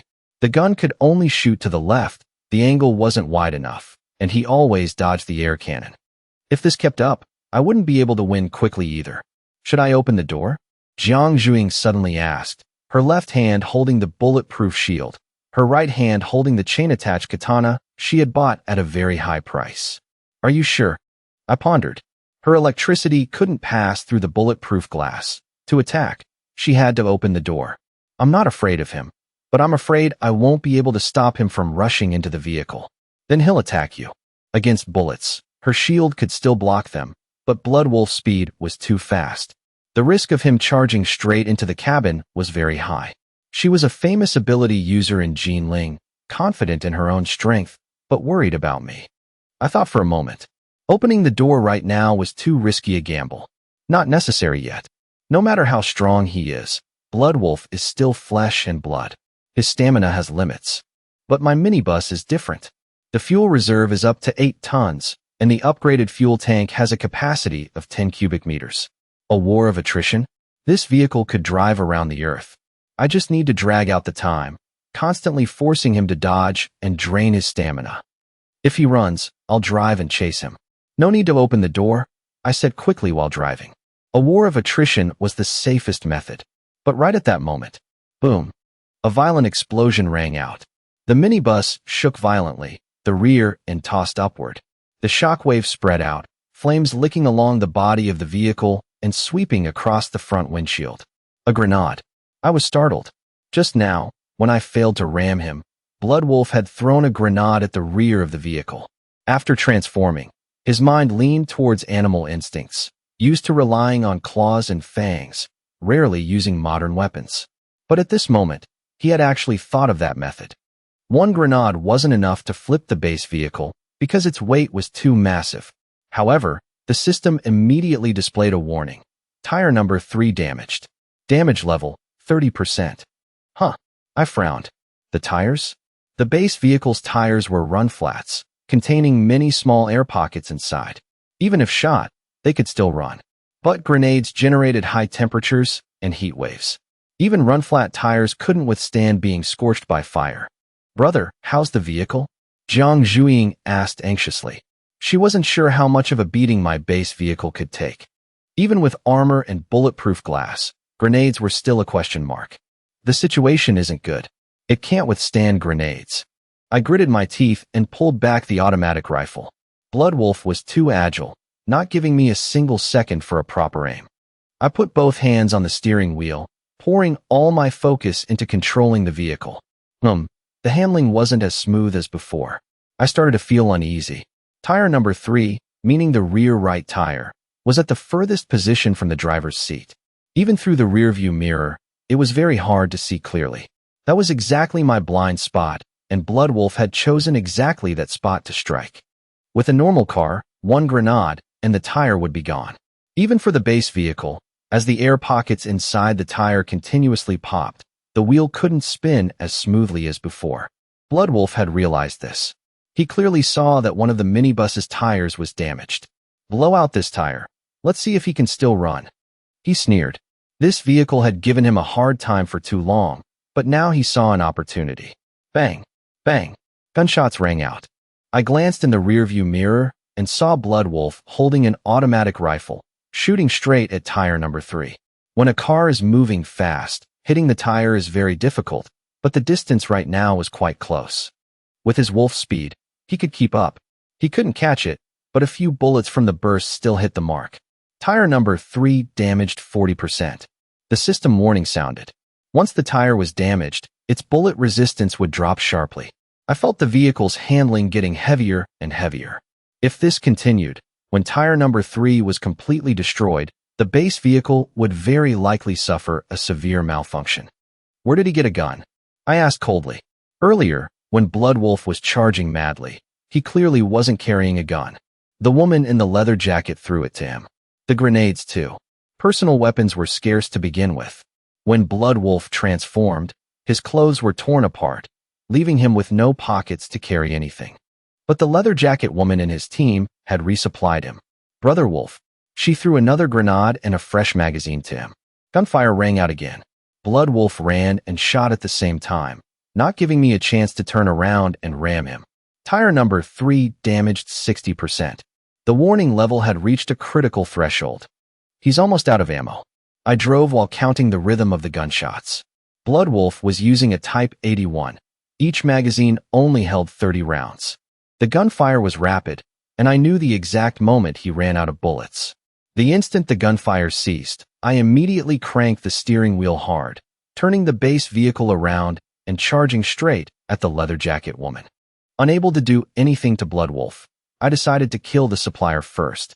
Right at that moment, she had just readied a fresh magazine, but seeing the base vehicle charging at her, her expression instantly changed. Open the door. Kill her first, I yelled. Jiang Zhuing understood immediately. The vehicle door burst open. She tossed the shield aside, holding her man-sized longsword, the tip pointed straight at the target. Boom. The base vehicle smashed into the woman's hiding spot. Sandbags and iron barrels were sent flying. She screamed, then leaped backward, twisting her body in midair, dodging the ram by a hair's breadth. But in that exact moment, Jiang Zhuing lunged out, her longsword slashing straight for the opponent's neck. The speed was too fast. The woman didn't have time to draw her gun. In close combat between experts, a gun is often slower than a sword. By the time you raise the gun, the blade has already arrived. Your arm might be chopped off before you even pull the trigger. She crossed her arms in front of her chest. The flesh at her elbows split open, revealing 2 stark, white bone blades. Her ability was bone enhancement. Her bones were 4 or 5 times harder than an ordinary person's. Her forearms could extend into 2 nearly meter-long blades, their hardness rivaling a 3-edged military bayonet. This was her weapon. Clang. The bone blades and the sword clashed, emitting an ear-piercing sound. Jiang Zhuing attacked like a storm. The woman blocked the sword, but she couldn't block the electricity. Crackle. The electric current slithered into her body like a venomous snake, paralyzing her entire body. For an ordinary person, this shock would be enough to knock them out or kill them. But she was only locked up for a split second. For an expert, just a split second like that was a death sentence. Her body slowed down, panic clearly showing on her face. Jiang Zhuing pulled back her sword, preparing to slash again. But right at that moment, she sensed danger. Watch out, I shouted loudly. She immediately ducked to dodge. A black object grazed past her hair and slammed hard into an iron barrel. Bang! The barrel was knocked flying, deeply dented. It was an empty magazine. When the woman was about to die, Bloodwolf had thrown the magazine with terrifying strength. It was even more dangerous than a fired bullet. Jiang Zhuing dodged it. Without turning her head to look at Bloodwolf, she swung her sword, silver electricity flashing. The leather jacket woman, having just recovered a little, hurriedly dodged. I wasn't going to let her run. My mind focused to the extreme, every movement of hers slowing down in my eyes like a slow-motion film. Right side, I yelled. Jiang Zhuing immediately adjusted, slashing straight to the right. The electric arc tore through the air like a lightning strike. The current numbed her skin, making her hair stand on end. She panicked, because she was indeed planning to jump to the right. Before she could even complete the motion, I had guessed it right. Left with no choice, she was forced to change direction. But in that exact moment, she saw the most terrifying thing, my gun barrel. Jiang Zhuiying and I coordinated flawlessly. She dodged the sword, but she couldn't dodge the bullet. In just the blink of an eye, agonizing pain struck. I didn't even need to aim. While she was moving, the bullet had already pierced straight through her heart. The woman was sent flying like a sack of blood. Shui Lang roared in agony. Jiang Zhuiying and I coordinated perfectly, rendering Shui Lang's rescue attempt completely useless. The leather-clad woman was killed on the spot. Now, Shui Lang had lost his most important helper, and the Type 81 rifle in his hands was out of ammo. The remaining members of Shui Lang's group were already wavering. Seeing the leather-clad woman taken down with their own eyes was the last straw. She was stronger than most of them, yet the two of us handled her with ease. How could they possibly fight back? Run. Let's get out of here. We can survive if we join another team. The survivors immediately fled. Fighting Jiang Zhuiying and me now offered no benefits. No matter how desperate they weren't stupid enough to throw their lives away for nothing. The moment they turned around, gunshots rang out, followed by a thrown grenade. Even though Sun Kuan and Zhang Hai weren't huge threats, it was more than enough to deal with those who had lost their will to fight. Once they started running, they wouldn't turn back to counterattack. They just blindly bolted for the gate, becoming living targets.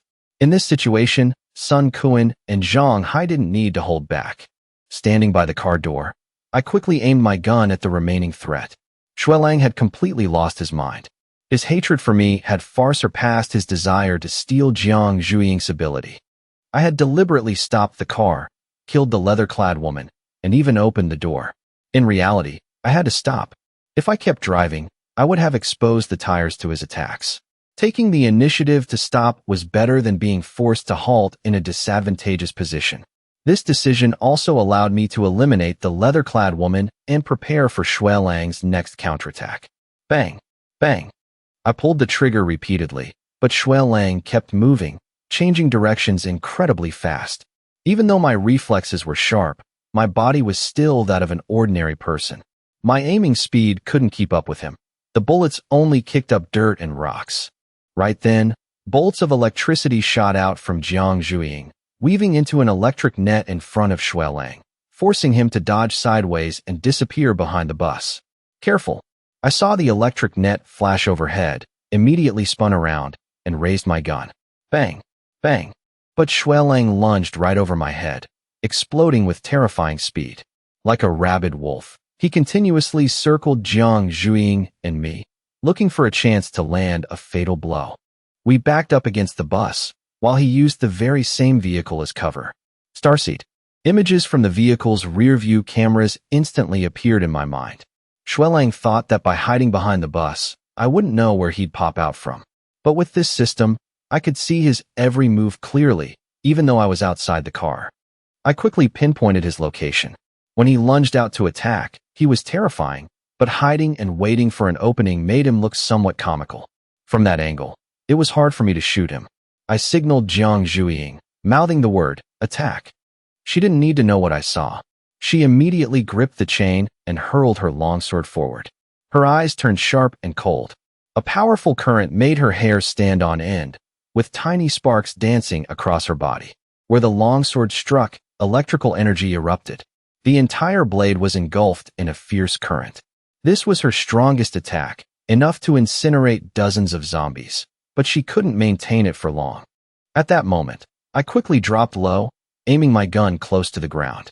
Shui Lang was hiding behind a tire. He would definitely dodge the electricity.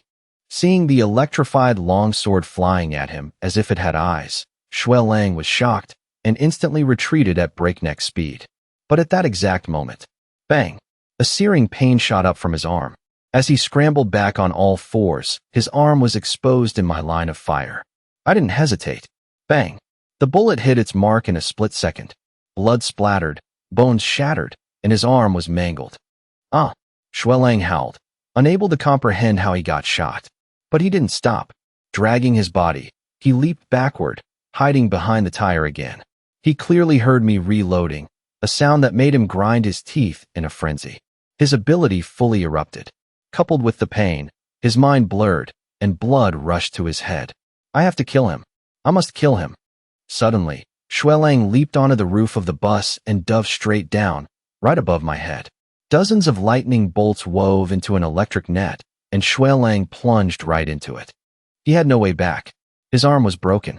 If he didn't kill me or Jiang Zhuiying today, he definitely wouldn't leave here alive. But every step he took was completely within my grasp.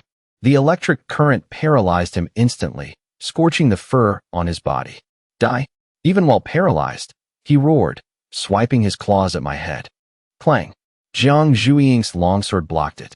She wasn't as strong as him, but the electricity clinging to the blades scorched his claws, sending up a pungent smell of burning flesh. Our coordination was near perfect. At the same time, I raised my gun. Bang! The gunshot exploded right next to his ear.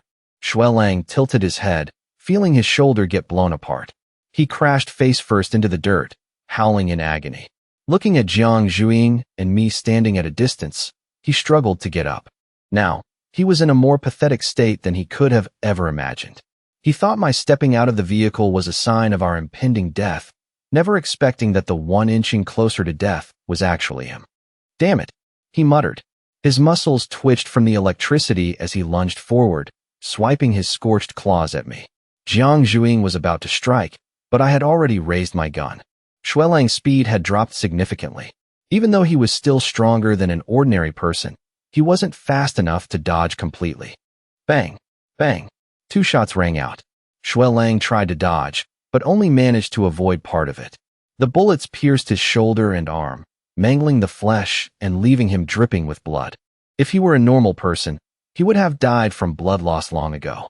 He glared at me with bloodshot eyes, while I remained completely calm. Just one hit is all I need. Is a gun all you know how to use? He swung his claws at me again. I pointed the dark muzzle straight at him and calmly replied, "That's right." Bang! Blood splattered. Xuelang barely managed to tilt his head, but that very dodge sent his head straight into my line of fire. A clean headshot. I lowered my gun, quietly watching Xuelang collapse. His body lay motionless in a pool of blood.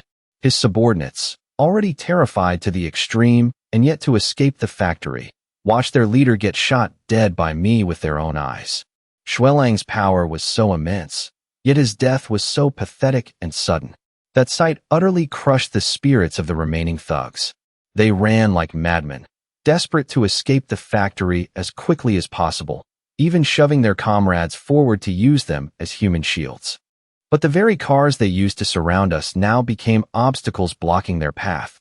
Sun Kuan and Zhang Hai kept firing. Almost no one from that group made it out alive. Level 1+ mutant energy detected. Do you wish to absorb it? The Starseed system's voice echoed. Xuelang was a level 1+ mutant, on par with, or perhaps even slightly stronger than, Jiang Zhuiying. The moment he died, the mutant energy was immediately detected by the system. Absorb.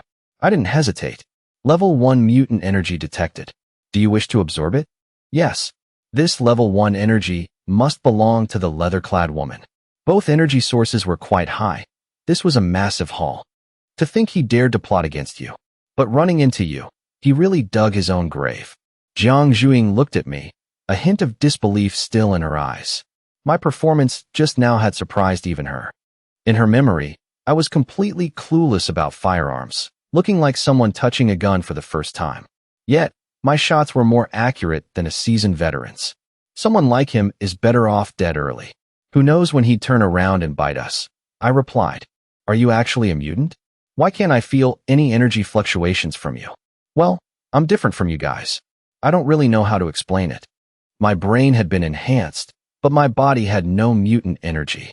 Then where did you learn to shoot? I had no choice but to answer, probably born with it. Zhang Hai and Sun Kuan, standing nearby, heard this and were at a loss for words. Born with it. But thinking about it, there didn't seem to be a more logical explanation.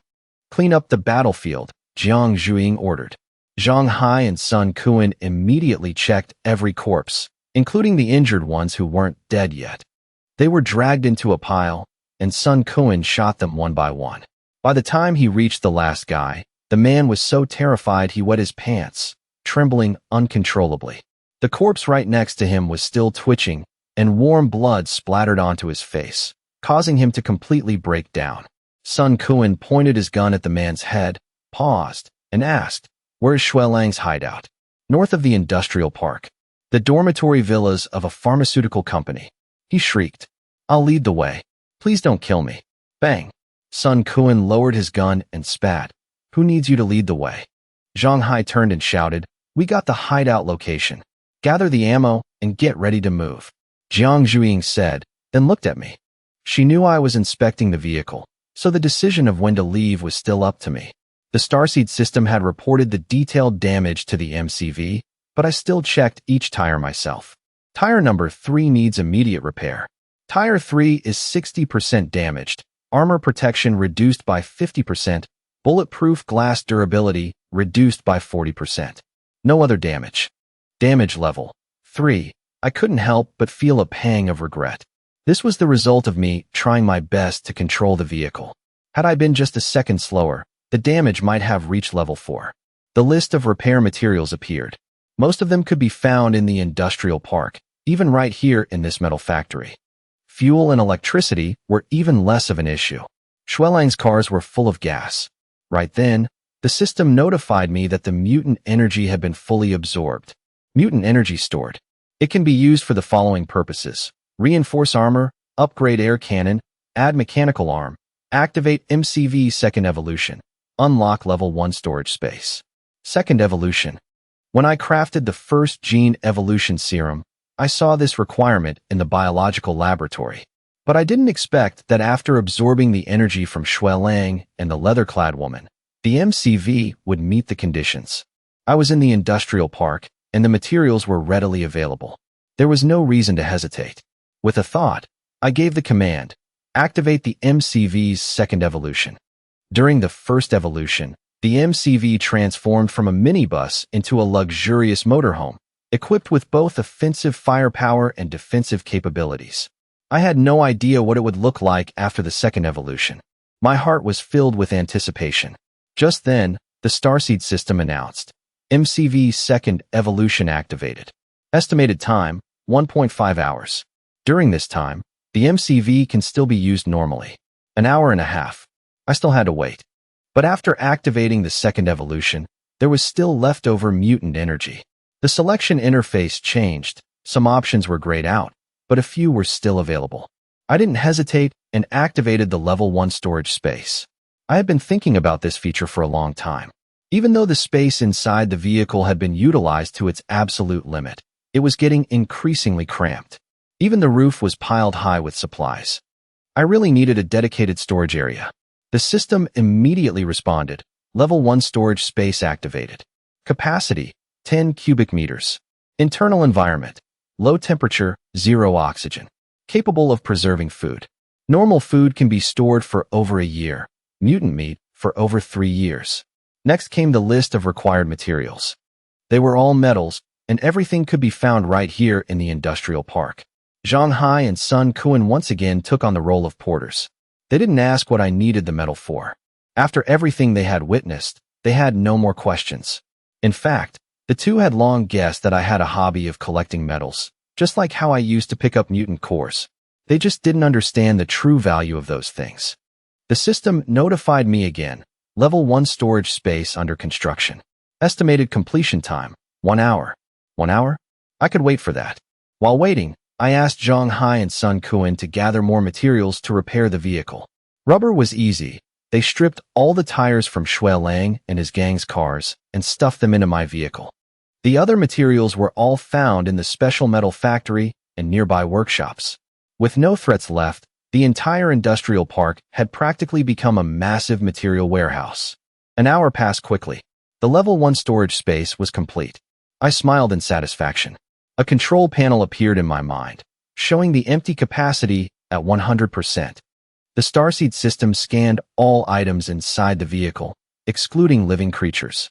With just a thought, I could transfer items from the vehicle into this space, but things outside the vehicle couldn't be transferred. 10 cubic meters wasn't huge, but it was enough for me to move all the materials taking up space. Even though I had enough parts to repair the vehicle, it wasn't convenient to do it right in front of Zhang Hai and Sun Kuan, so I temporarily stored everything in the space. Besides that, there were rare metals I desperately wanted. The main purpose of expanding the storage space was for them. I called out to Zhang Hai, and both of them immediately stood up. Going from mutants to manual laborers, they didn't complain. Without me, they would have died today. With mutant stamina and tools, they were much stronger than ordinary people, but this job was still incredibly heavy. The metal was scattered everywhere. They had to push carts, then load it onto the MCV. It took them over an hour just to move 12 tons. It sounds like a lot, but it was actually just a 1 cubic meter block. Stacked in the vehicle, it only took up the space of a few suitcases. Putting it into the storage space only used up 10%. To do that, they could only carry about 100 kilos at a time, making over 100 trips in total. Both of them were exhausted, and I felt a bit helpless about it too. The first evolution had an option for automatic material absorption, but since I chose to open the storage space this time, I couldn't activate that feature. Seeing them so tired, I felt like I had turned them into human forklifts. It seemed they had reached their limit. I looked at the remaining materials with regret. I couldn't force them to work more, and I definitely couldn't expose the fact that I stuffed 10 cubic meters of metal into the vehicle. The metals I collected were extremely rare and heavy. Some weighed over 10 tons per cubic meter, even close to 20 tons. I didn't want to waste space on common metals. I closed the car door, not rushing to move everything into the storage to prevent them from accidentally seeing the metal disappear through the windows. After sorting everything out, I let Zhang Hai and Sun Kuan rest. Then, I contacted the Star Seed system to check the progress of the second evolution. The Level 2 evolution of the base vehicle. Complete the construction of the base vehicle's AI butler, unlocking a new form. The host can choose any vehicle to scan. After scanning, the system will upgrade that vehicle and place it into the subdimension, unlocking the second form of the base vehicle. Once scanned, it cannot be cancelled. Hearing this, I was completely stunned. I originally thought the second evolution would just be a minor upgrade. I didn't expect such a massive transformation. The base vehicle's AI butler was still a vague concept, but the scanning feature to unlock a second form. Could my base vehicle exist in two different forms? I still had questions, so I asked the Star Seed system directly. The system quickly explained that this didn't mean the base vehicle would have two forms, but rather, after scanning a new vehicle, that new form could be summoned. Summoning meant I would possess an entirely new base vehicle that could be called out at any time. The level of advancement far exceeded merely switching forms on the same vehicle. As for the subdimension, it was a dedicated space to store the summoned base vehicle. This space would automatically open as soon as I scanned a new vehicle, requiring absolutely no extra construction. This left me extremely satisfied. Most of the things unlocked by the Star Seed system required gathering materials to build. It was rare for something to be activated automatically like this. It felt like receiving an unexpected bonus. This level 2 evolution was absolutely amazing. However, the line, once scanned, it cannot be cancelled, immediately sobered me up. Cannot be cancelled meant the second scan had to be chosen very carefully. Actually, I already had a few ideas about what kind of vehicle to scan, and the first thing that popped into my head was a specific target. It was just a pity that it was very hard to find around this area. Scanning a vehicle really required careful consideration. There was no need to rush. Thinking of this, I temporarily put this matter aside and shifted my attention to the base vehicle's AI butler option. As soon as I looked at it, the Star Seed system immediately provided an explanation and instructions. The base vehicle's AI butler also needed to be built, but it didn't require metal, only energy. I didn't need to provide this energy source. The only thing it cost was time. Another bonus. I couldn't help but be curious. The subdimension provided automatically by the system was understandable, but an AI butler created purely from energy? What would the final product actually look like?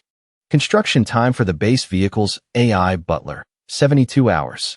Confirm construction? After confirming that this process wouldn't affect the use of the base vehicle, I immediately agreed. 72 hours was indeed not short. But the eager anticipation and suspense made the result all the more worthwhile. By the time everything was settled, it was completely dark. Zhang Hai and Sun Kuan lit a fire in the clearing, roasted some mutated beast meat, and shared portions with me and Zhuing. Normally, we only ate dried meat. It was very rare to have the chance to enjoy fresh mutated beast meat like this. Luckily, there weren't many zombies in the industrial park, so we didn't have to worry about the fire and the smell of meat attracting them. Because of this, the group took the opportunity to eat their fill. Even without seasoning, the roasted mutated beast meat dripped with fat and juices, giving off a mouth-watering aroma that no one could resist. I had been working all day and even used my brain evolution ability. The moment I sat down, my body felt completely hollowed out. As a result, I ate 3 times my usual amount of mutated beast meat. Good thing we prepared in advance. Zhang Hai smiled in satisfaction. We never brought just enough rations for one day, because no one could be sure they'd return on time in these zombie-infested areas. Not preparing extra food was basically suicide. Now, all those reserves had been completely devoured by me. Zhuing also ate quite a bit. After depleting her electricity and stamina, she was in the recovery phase.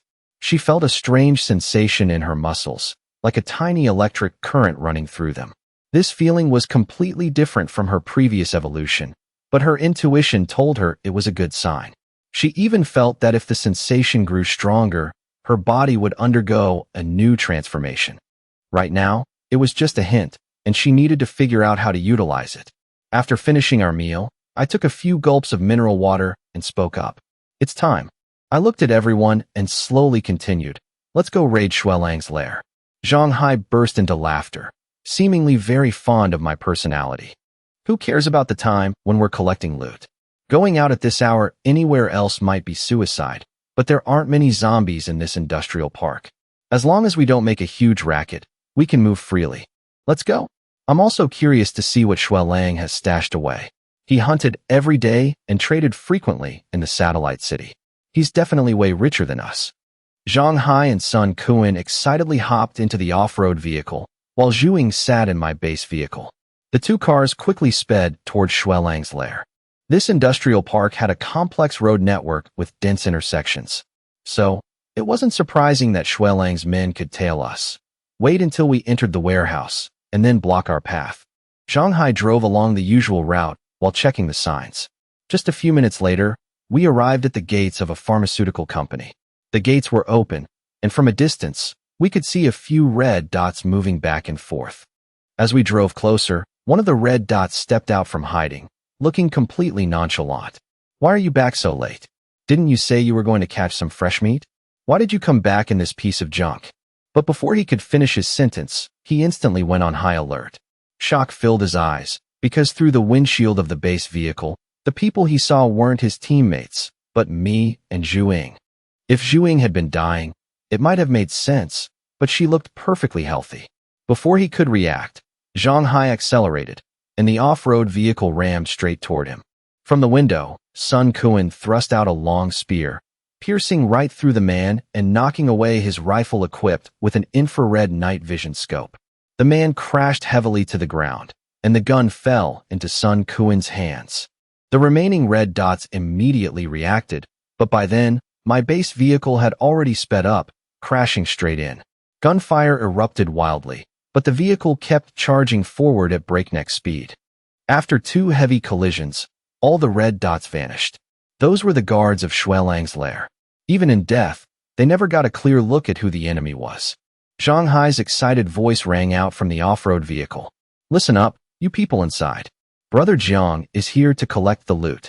Your boss, Xuelang, has already been killed by Brother Jiang. The 2 vehicles quickly stopped in front of the villa. The lights were still on inside. I looked in and saw someone stealthily pulling the curtains back just a crack to peek outside. The face and long hair showed it was a woman. The moment she saw the people in the cars, she panicked, quickly dropping the curtain and shutting it tight. Let's go. Zhang Hai and the others got out first, holding their guns and cautiously approaching the villa. They used the vehicles and pillars as cover as they advanced. When we got close to the door, we found it locked from the outside with an iron chain as thick as a thumb. Step back. Zhang Hai cracked his knuckles, took a half step back, found an angle, aimed his gun at the lock, and pulled the trigger. The gunshot echoed, and several piercing screams immediately rang out from inside the villa, but they quickly fell silent. Zhang Hai rushed forward, delivering a heavy kick that burst the door open. He leaned sideways to avoid the doorway, pointed his gun inside, and shouted, "Quiet down. Our boss, Brother Jiang, is here." Women's screams echoed inside again. Zhang Hai and Sun Kuan carefully swept the room with their guns, confirming no one was armed before rushing in. Sun Kuan turned on his flashlight, then flipped the wall switch. The room instantly lit up, revealing the entire scene. There were over a dozen women huddled in the corner. The sudden bright light made everyone squint. Some were so terrified they covered their mouths tightly, seemingly afraid that making even a single sound would enrage Zhang Hai and Sun Kuan. Clearly, they were the ones who had screamed when they heard the gunshot. A few others sat slumped against the wall, their eyes vacant and their faces completely lifeless. "All women?" Zhang Hai asked in surprise, then added, "Are you the only ones in the house?" Except for those with deadened eyes, the rest didn't dare look up, keeping their heads bowed in tension. "Speak up, don't just sit there in silence." "There's no need to be afraid," Zhang Hai said, confused. At that moment, Zhu Ying and I also walked in. Hearing Zhang Hai's words, I could only shake my head and chuckle inwardly. Barging in like a bunch of bandits, who wouldn't be terrified? Suddenly, one girl asked in a trembling voice, "Where's Xuelang?" I looked toward the voice. It was a very young girl with a haggard face. When all eyes turned to her, she shuddered as if she'd been electrocuted. It wasn't just her. The others were also waiting for an answer. They must have heard Zhang Hai shout outside, but they still couldn't be sure of anything. "Xuelang?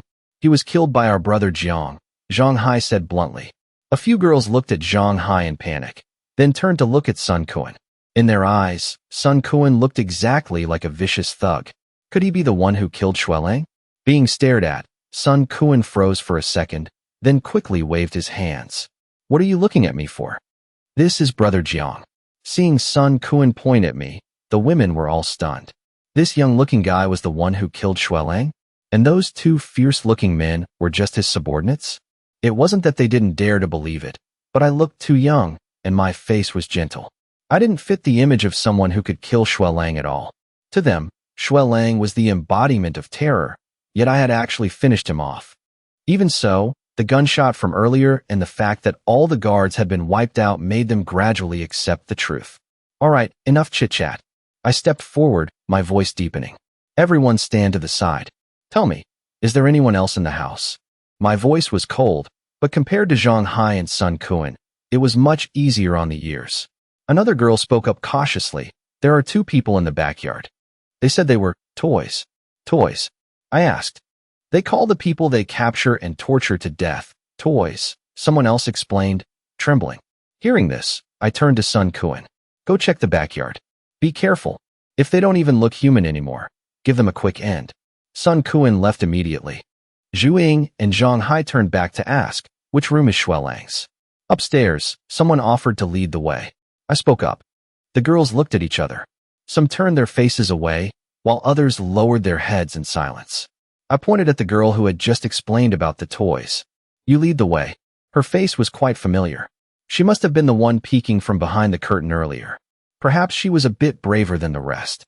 I knew they were terrified, but explaining things now was pointless. It wouldn't erase their fear. Looking at their emaciated figures, disheveled clothes, and the wounds on their bodies, I knew exactly what Xuelang and his men had done. In the apocalypse, weak women were nothing but lambs to the slaughter. If they met someone with humanity, they were lucky. Falling into the hands of scum like Xuelang was a pure nightmare. Now, they were like birds startled by the mere twang of a bow, extremely anxious. As for me, I was just here to get my business done. I wouldn't be staying long. The girl flinched, but didn't dare refuse. She mustered all her courage to stand up. "Lead the way," I said. She walked slowly in front, leading us up to the third floor and stopping before the room at the end of the hallway. A large padlock hung on the door. Zhang Hai stepped up and used another bullet to break the lock. The door swung open. Zhang Hai pointed his gun inside to check, then laughed. "Boss, Brother Jiang, come take a look." Xuelang hoarded quite a stash. Zhu Ying and I exchanged a glance and walked in. The girl who led the way stood huddled by the door, not daring to enter, but also afraid to leave. She just stood there anxiously. The room was very spacious. Inside was a small living room, a bathroom, a large bedroom, and a storage room as big as the bedroom itself. All unnecessary furniture had long been thrown out. Aside from the bed, supplies were piled up everywhere. It seemed Xuelang was the simple type. He didn't like sleeping in a luxurious room. He only felt secure sleeping amidst the supplies he had hoarded. And now, all those supplies had become the spoils of war for me and my team. Zhang Hai immediately started taking inventory. Actually, Xuelang had sorted the items quite neatly, so making a list went very quickly. Besides a large amount of mutated beast meat, there were plenty of dry rations, weapons, and ammunition. The sheer volume of assault rifle rounds made Zhang Hai ecstatic.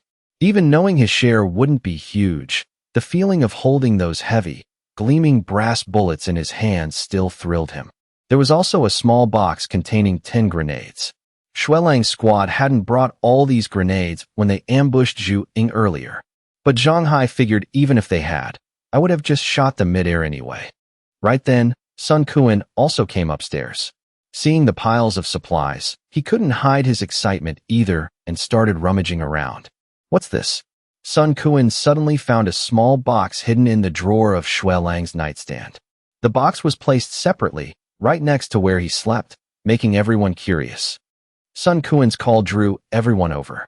Under everyone's watchful eyes, he carefully opened the box. Inside was a mutated crystal core, about the size of a pigeon egg, sparkling transparently like glass. A mutated crystal core, Sun Kuan exclaimed. A crystal core like this was worth the equivalent of 5 tons of mutated beast meat.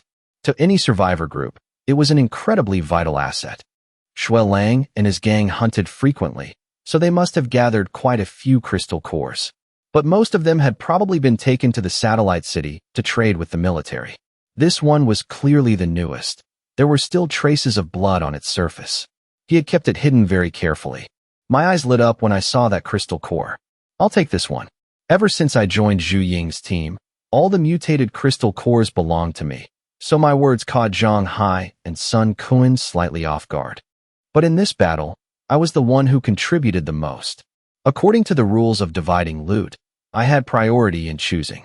This was completely fair.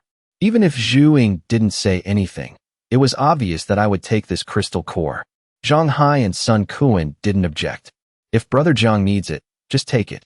It's your call.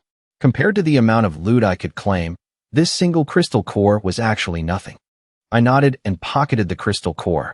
To me right now, mutated crystal cores were an extremely scarce resource. Finding even one was a huge stroke of luck. The ammunition and mutated beast meat here were so abundant that Zhu Ying's team looked like beggars compared to Xuelang's group. Such a massive amount of supplies definitely couldn't be moved all at once, and we didn't bring enough vehicles either. This wasn't a big problem, because finding a truck in this industrial park wasn't hard at all. We had the vehicles, the only issue left was manpower. In the team, only Zhang Hai and Sun Kuan could drive large vehicles. Zhu Ying was only used to small cars. When retreating, they still had to be prepared for combat situations, so in the end, we decided to use just one truck to transport the supplies. Even so, it was enough to carry away the majority of it. It was already late. Even if we finished loading everything, we couldn't leave in the middle of the night. We had to stay over. I had absolutely no intention of sleeping in Xuelang's villa, which reeked of blood everywhere, so I was going to sleep in the base vehicle. Zhu Ying would also sleep in my vehicle. Zhang Hai and Sun Kuan would rest temporarily in the truck and the off-road vehicle.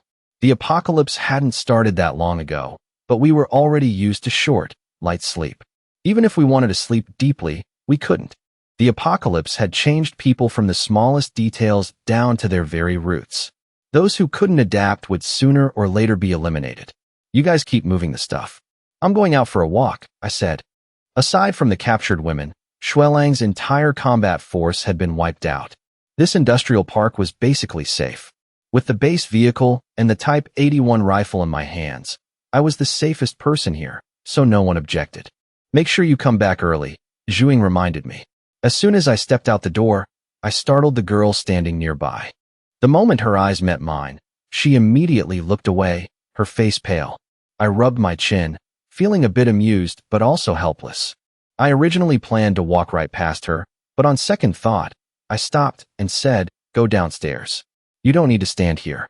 The girl had heard the conversation in the room and knew we weren't staying in the villa overnight, but sleeping in the vehicles. As for her and the others, I hadn't mentioned them at all. At first, she only vaguely guessed it, but hearing me say this, she was finally certain that we had no intention of doing anything to them. Thank you, she stammered. But I was already walking away. I couldn't save them.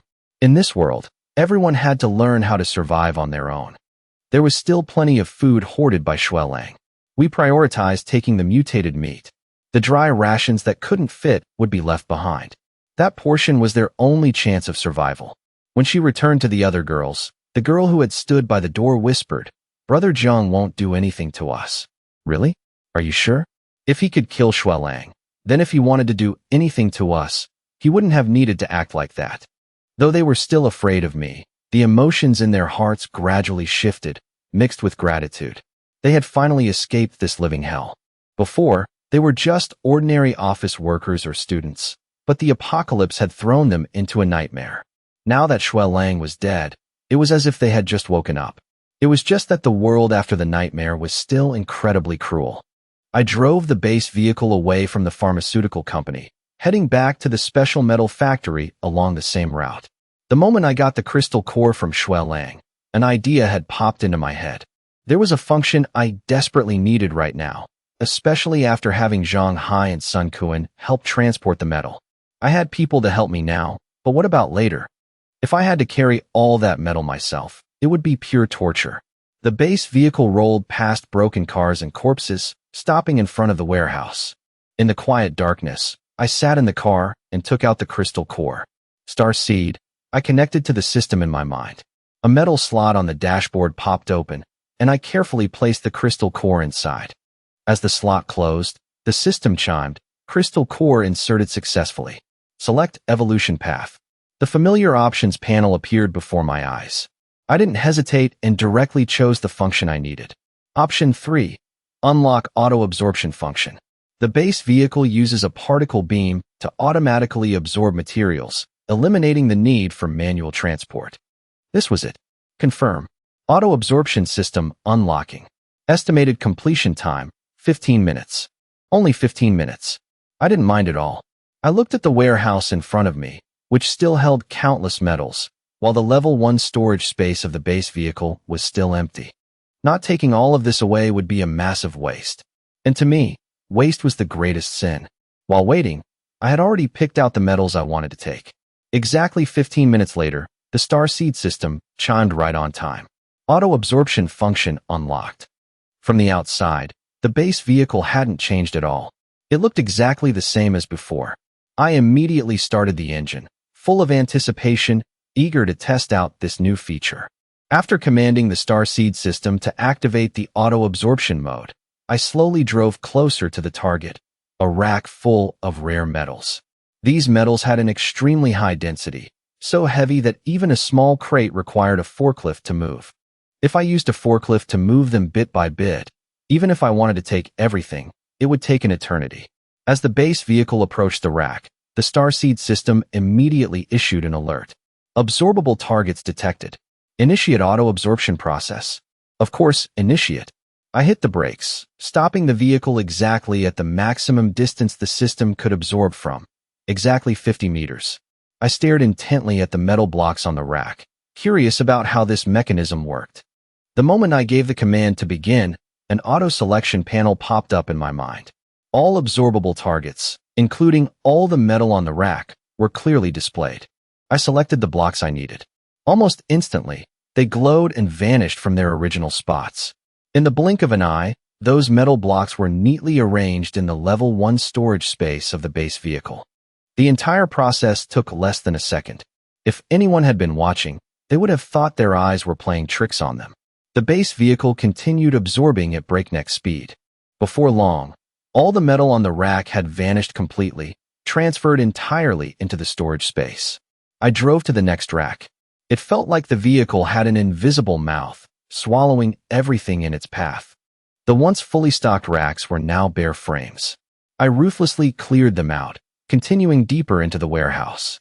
By the time I drove out of the warehouse, everything worth taking had been completely absorbed by me. Even though the total amount of metal in the warehouse could have been thousands of tons, I only picked the rare ones. The vehicle's storage space had a capacity of 10 cubic meters, but I had stuffed over 100 tons of metal into it. With this kind of weight, a heavy-duty truck would definitely collapse. But my base vehicle operated perfectly normally, completely unaffected. This storage space was brilliantly designed, I thought to myself. With this much metal, I wouldn't have to worry about a shortage of materials anymore. The metal from earlier was still left in the cabin. I didn't put it into the storage space to avoid suspicion. This special metal warehouse had basically been wiped clean by me. Once done, I drove back to Xuelang's lair. At first, Zhang Hai and Sun Kuan were wondering what I went out to do, but when they saw me return with the vehicle completely unchanged, they figured they had guessed wrong and thought I really just went for a walk. The stuff was almost fully loaded. The driver's seat was packed tight, and the off-road vehicle was stuffed wherever there was space. Zhang Hai said, "The only problem now is that we don't have another driver for an extra vehicle. There isn't much left anyway. Taking it would just be a drop in the bucket." Sun Kuan chimed in, "Then let's just leave it." I replied, "We've taken all the best stuff. The rest isn't worth worrying about." Xuelang really had a massive treasure trove. All top-tier gear, Zhang Hai said, his eyes gleaming at the mention of the loot. Sun Kuan quickly climbed into the truck and opened the cargo hold to show me. While loading, they had sorted the supplies into different crates. There were a total of 20 guns of various types, including 3 Type 95 automatic rifles, 2 submachine guns, 1 light machine gun, and the rest were mostly Type 54 and Type 64 handguns. There was a crate of 10 grenades, and a large crate containing about 2,000 rounds of ammunition. This ammo alone was a massive fortune. Clearly, Xuelang had hunted a lot to trade for supplies. But given the difficulty of hunting mutated beasts, his main targets must have been other survivor groups. Through murder and robbery, he had amassed this wealth. The more gear they had, the more effective their raids were, and the stronger his team became. But that vicious cycle had been stopped dead by me.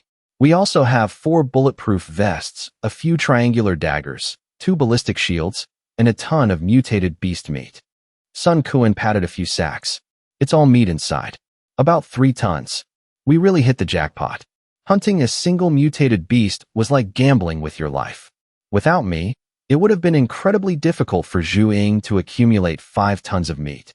Besides that, the truck was loaded with dried vegetables, dry rations, rice, and a large amount of drinking water. This haul was so massive that the supplies we got far exceeded all our previous runs combined." "Boss, Brother Jiang, you two divided up," Zhang Hai chuckled. Actually, dividing the loot could wait until we got back, but neither Zhang Hai nor Sun Kuan could wait any longer. It felt like an ordinary person suddenly getting their hands on a huge sum of money. They just wanted to hold it and count it over and over again. Zhu Ying smiled and turned to look at me. "I'll let you decide how to split it this time. I don't have a say this time. Everyone has to listen to you. Thinking about it makes me a little sad." Ouch. Before she could finish, I lightly tapped her on the head. Zhu Ying stuck her tongue out and immediately fell silent. Zhang Hai and Sun Kuan stared blankly at the scene. It wasn't because it was weird, but because they were used to a decisive, tough Zhu Ying. Seeing her act so cute made them almost doubt their own eyes. Even so, both of them completely agreed with Zhu Ying's approach. Based on both strength and contribution, I was definitely the most qualified person to make the call. "Then I'll divide it," I said, hopping onto the vehicle. I tossed the Type 81 rifle back to Zhang Hai, then casually grabbed a handgun and tossed it to him as well. Zhang Hai caught it joyfully, stroking it as he held it. He looked as thrilled as a kid receiving his dream toy. The gun was very well maintained, and now he had a backup weapon too. I spoke slowly. "Each person gets 1 gun, 1 grenade, 300 rounds of ammo, and 300 pounds of mutated beast meat. I don't need the vegetables. Leave them for Zhu Ying. I'll take less mutated meat since I already took a crystal core. The rest of the items will be split evenly. I'll keep the firearms since you guys already have guns. If anyone has an issue with this, speak up." No issues at all. Brother Jiang, dividing it like this is more than fair." Zhang Hai and Sun Kuan were both very satisfied. 300 pounds of mutated beast meat was no small amount, and 300 rounds of ammo felt like hitting the jackpot. In this battle, they only provided minor support, firing a few shots and dealing with some regular grunts. The hardest parts were all handled by me and Zhuing. According to the team's rules, loot was divided based on contribution, so they actually felt they received more than they expected. It was just because Shui Lang's team was too rich. You can take more mutated meat. Guns aren't that important, Zhuing said. It's fine. I need the weapons. Although their value couldn't compare to ammo, weapons were still tradable goods in the satellite cities. I planned to sell these weapons to other survivor groups at a slightly lower price than the militaries. Zhang Hai asked, "Are you planning to trade the weapons for meat or something else?" Mutated crystal cores, I replied. Mutated crystal cores were something I desperately needed. Many of the base vehicle's upgrades and modifications revolved around crystal cores, especially the biological laboratory. Zhang Hai and Sun Kuan were a bit surprised by my determination. Most survivors used crystal cores to trade for ammo and food, but I was doing the exact opposite. "Well, we'll find buyers quickly anyway," Sun Kuan said. "Once we get to the satellite city, we'll start making contacts right away." I nodded. After sorting everything out, the convoy left Shui Lang's lair. The remaining girls in the house watched through the windows as the convoy gradually disappeared into the distance. Finally, we found a quiet spot in the industrial park to rest for the night. I parked the base vehicle in an empty lot. It was just me and Zhuing inside. Zhuing happily turned on the TV to watch, as I had pre-downloaded a lot of movies and anime that she liked. "You're seriously amazing. I love you," Zhuing said, her face full of joy. It felt just like the peaceful days of the past, when the two of us would work together and then sit down to watch a movie. I smiled. "Just watch one episode. After that, help me with something." "Sure thing," Zhuing said, turning off the TV. "Let's get the work done first, then I'll watch." "No rush, you can keep watching." "No, I have to finish the work before I can keep watching." Zhuing smiled, her eyes filled with eagerness and a longing for a rare moment of peace amidst the apocalypse. I glanced at the materials piled in the back and said, "Zhuing, go down and charge the vehicle." Although this minibus ran on solar power, it still had a power battery. The charging method was the same as a regular electric vehicle. The reason I asked Zhuing to charge it was simple. I needed to repair the vehicle. The base vehicle had taken quite a beating. If I didn't repair it thoroughly, I wouldn't feel safe driving it out tomorrow. The stored solar energy was only enough for daily use. Today, we had been fighting all day, so the consumption was even higher. Relying on the remaining power would absolutely not be enough to repair the vehicle. On the way back from the metal factory, I had also tried looking for a generator. But the industrial park was too big, and the factories were massive. Searching would be time-consuming and inefficient. But looking right next to me, I already had a powerful power source, and it was bioenergy at that. I knew very well that when ability users used their powers, even though the drain was huge, the more they used it, the more proficient they became. It even promoted evolution. So having Zhuing charge the vehicle was both safe and beneficial. All I had to do was feed her meat. All right, sure. Zhuing obediently went down to charge the vehicle. Being turned into a human generator, she actually found it quite amusing. Being siblings, our thoughts were often in sync. Previously, Zhuing had secretly used her electricity to charge a phone. The result was that the voltage was too high, and the phone fried instantly. But the base vehicle was different. It had a dedicated voltage regulator that automatically adjusted the output voltage, so there was absolutely no worry about damaging the power battery. Seeing Zhuing start charging, I took out a large slab of mutated beast meat and some vegetables, and began preparing a meal. Roasted mutated beast meat was already delicious on its own, but it couldn't compare to a dish I prepared with extra seasonings and side ingredients. Before long, a mouth-watering aroma filled the vehicle. The car door opened. Zhuing, with one hand on the charging port, tilted her head and sniffed the air, her nose twitching. "Smells so good. There's meat." She generated electricity even more vigorously, puffing her cheeks as she worked hard, looking exactly like a cute Pikachu. Not long after, the starseed announced that there was enough power to repair the vehicle. Zhuing kept charging until the battery was full. "All right, come here and recharge yourself." I stood at the car door and reached out my hand, holding a plate of roasted meat. The meat was crispy on the outside, tender and juicy on the inside, served with fresh vegetables and a few slices of fruit. Just looking at it made it irresistible.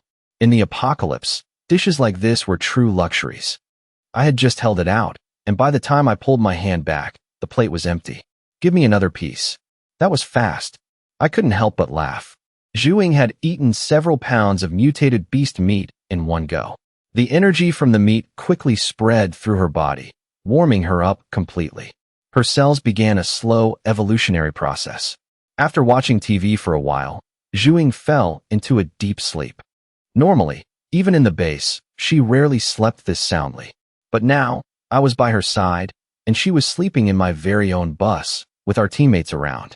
Zhuing was always strong and decisive, but in front of me, she was very docile. Even though she always said she wanted to protect me, after today, she felt like she had returned to the past, being sheltered by me, still the pampered little sister. This was the first time since the apocalypse began that Zhuing slept so deeply. She didn't even notice when I came over to tuck her in. Seeing her fast asleep, I sat down on the sofa and gave a command in my mind.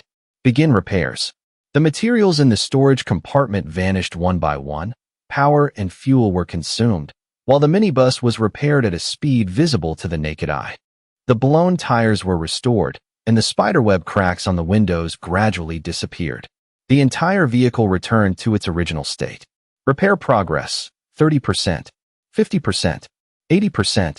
Repair progress, 100%. Repairs complete. Base vehicle is in optimal condition. No issues detected. Hearing the Starseeds notification, I looked at the fully repaired vehicle and breathed a sigh of relief. Finally, I could sleep peacefully. When she woke up tomorrow morning, Zhuing would probably rub her eyes and wonder if she was still dreaming. The next morning, as the sky just began to brighten, Zhang Hai and Sun Kuan were already awake. The two of them washed their faces hastily with some water, considering their personal hygiene done. Sleeping safely and having water to wash their faces in the morning was already top-tier treatment for them. In this dangerous apocalypse, most survivors didn't even have this luxury. As long as they found a relatively safe spot, like a dirty ditch, they had to snatch whatever sleep they could. Just as they were about to start a fire to roast some meat, the bus drove over. Boss, Brother Jiang, we were just about to wake you two up for breakfast. The moment Zhang Hai and Sun Kuan saw the vehicle, their facial muscles twitched, and their eyes widened so much they almost popped out. I must be seeing things. I'm definitely seeing things. The two of them blinked rapidly and looked again. The windows were sparkling clean, the tires were intact, and the dents on the body had completely vanished. They weren't seeing things. It was real. Seeing Zhang Hai and Sun Kuan staring blankly at me, I coughed lightly and said, "My car has spare windows and spare tires." Spare windows? Carrying spare tires made sense, but spare windows? That was definitely a first for them. Even with enough materials, repairing a vehicle to this extent overnight was unbelievable. Ordinary people might not realize how much time and effort car repairs took, but Zhang Hai was a professional mechanic, and Sun Kuan often helped him out. Both of them knew very well. They were both ability users, but every time they repaired a car, they still ended up drenched in sweat. For severe damage, they could mostly just do patch jobs. Fully restoring it was almost impossible, not because it couldn't be done, but because, first, there wasn't enough time and energy, and second, no one had the free time to do it meticulously. This wasn't the time to drive a flashy car to show off. As long as it ran, it was fine. Who would waste effort making it look pristine? So when they looked at the bus and then at me, it was like they had seen a ghost. Not only was it repaired, but its exterior was fully restored too. Did that mean I repaired the car effortlessly and leisurely? Furthermore, they had been on guard at the gate last night. Even while sleeping, they remained alert. Any noise would have woken them up instantly. Yet, throughout the entire repair process, they hadn't heard a single sound. It was too absurd. I knew this kind of excuse wouldn't fool anyone. This morning, when Zhuing saw the vehicle, she immediately turned back inside, muttering as she walked, "I must have woken up in the wrong posture." I looked at Zhang Hai and Sun Kuan, then repeated what I had told Zhuing. "Actually, you guys have probably noticed. I have something in common with you, but also something different." "Brother Jiang, what do you mean? I don't get it at all." Zhang Hai scratched his head, looking bewildered. Sun Kuan, however, recalled the fight with Xuelang's gang, when Zhuing had asked if I was an ability user. At the time, I didn't completely deny it. I just said I wasn't like them. He hadn't understood it then either, and Zhu Ying had quickly changed the subject, so no one asked further. Now that I brought it up myself, I said, I guess you could call me an ability user too. But unlike you guys, who have physical or cellular mutations, the truth about the star seed absolutely could not be revealed, and the special nature of the base vehicle had to be kept an even tighter secret. But for an ordinary person to do things like this was too illogical. Using the identity of an ability user as a cover made much more sense. What's your ability, Brother Jiang? Zhang Hai scratched his head and asked. In his mind, if it wasn't a physical or cellular mutation, what else could mutate? Ability users were inherently mutants. This was common knowledge. Mechanical modification, I replied. Lying on the sofa last night, I had thought it through carefully. If I said it was brain evolution, I could explain it to Zhu Ying, but it would be hard to connect it to repairing cars. Finally, I came up with a more fitting explanation, mechanical modification. This ability wasn't entirely fabricated either. All repairs and modifications were done by the star seed, but the star seed was bound to me, so outsiders couldn't tell the difference. In the eyes of others, that power was mine, and I gathered the materials myself. Mechanical modification. Zhang Hai and Sun Kuan looked at each other, their eyes filled with confusion. What kind of ability was that? I have some special abilities when it comes to repairing and modifying machinery. It's hard to explain the specifics. As for the principles, I shrugged. Don't look at me like that. I don't know either. This statement wasn't wrong at all. Many ability users only knew what their powers were, but if asked about the principles, they were just as clueless. Normal abilities were already like that, let alone mechanical modification, which sounded confusing just hearing it. Sigh, it's the apocalypse. What's impossible anymore? Sun Kuan sighed, looking like he had figured it all out. Brother Zhang's ability is special, but it's not that strange. Speaking of the apocalypse, Zhang Hai also found it reasonable. Zombies existed, didn't they? Mutated beasts existed, didn't they? If they themselves were placed in peacetime, they'd be taken away for research. Now, they were just weak ability users in this chaotic world.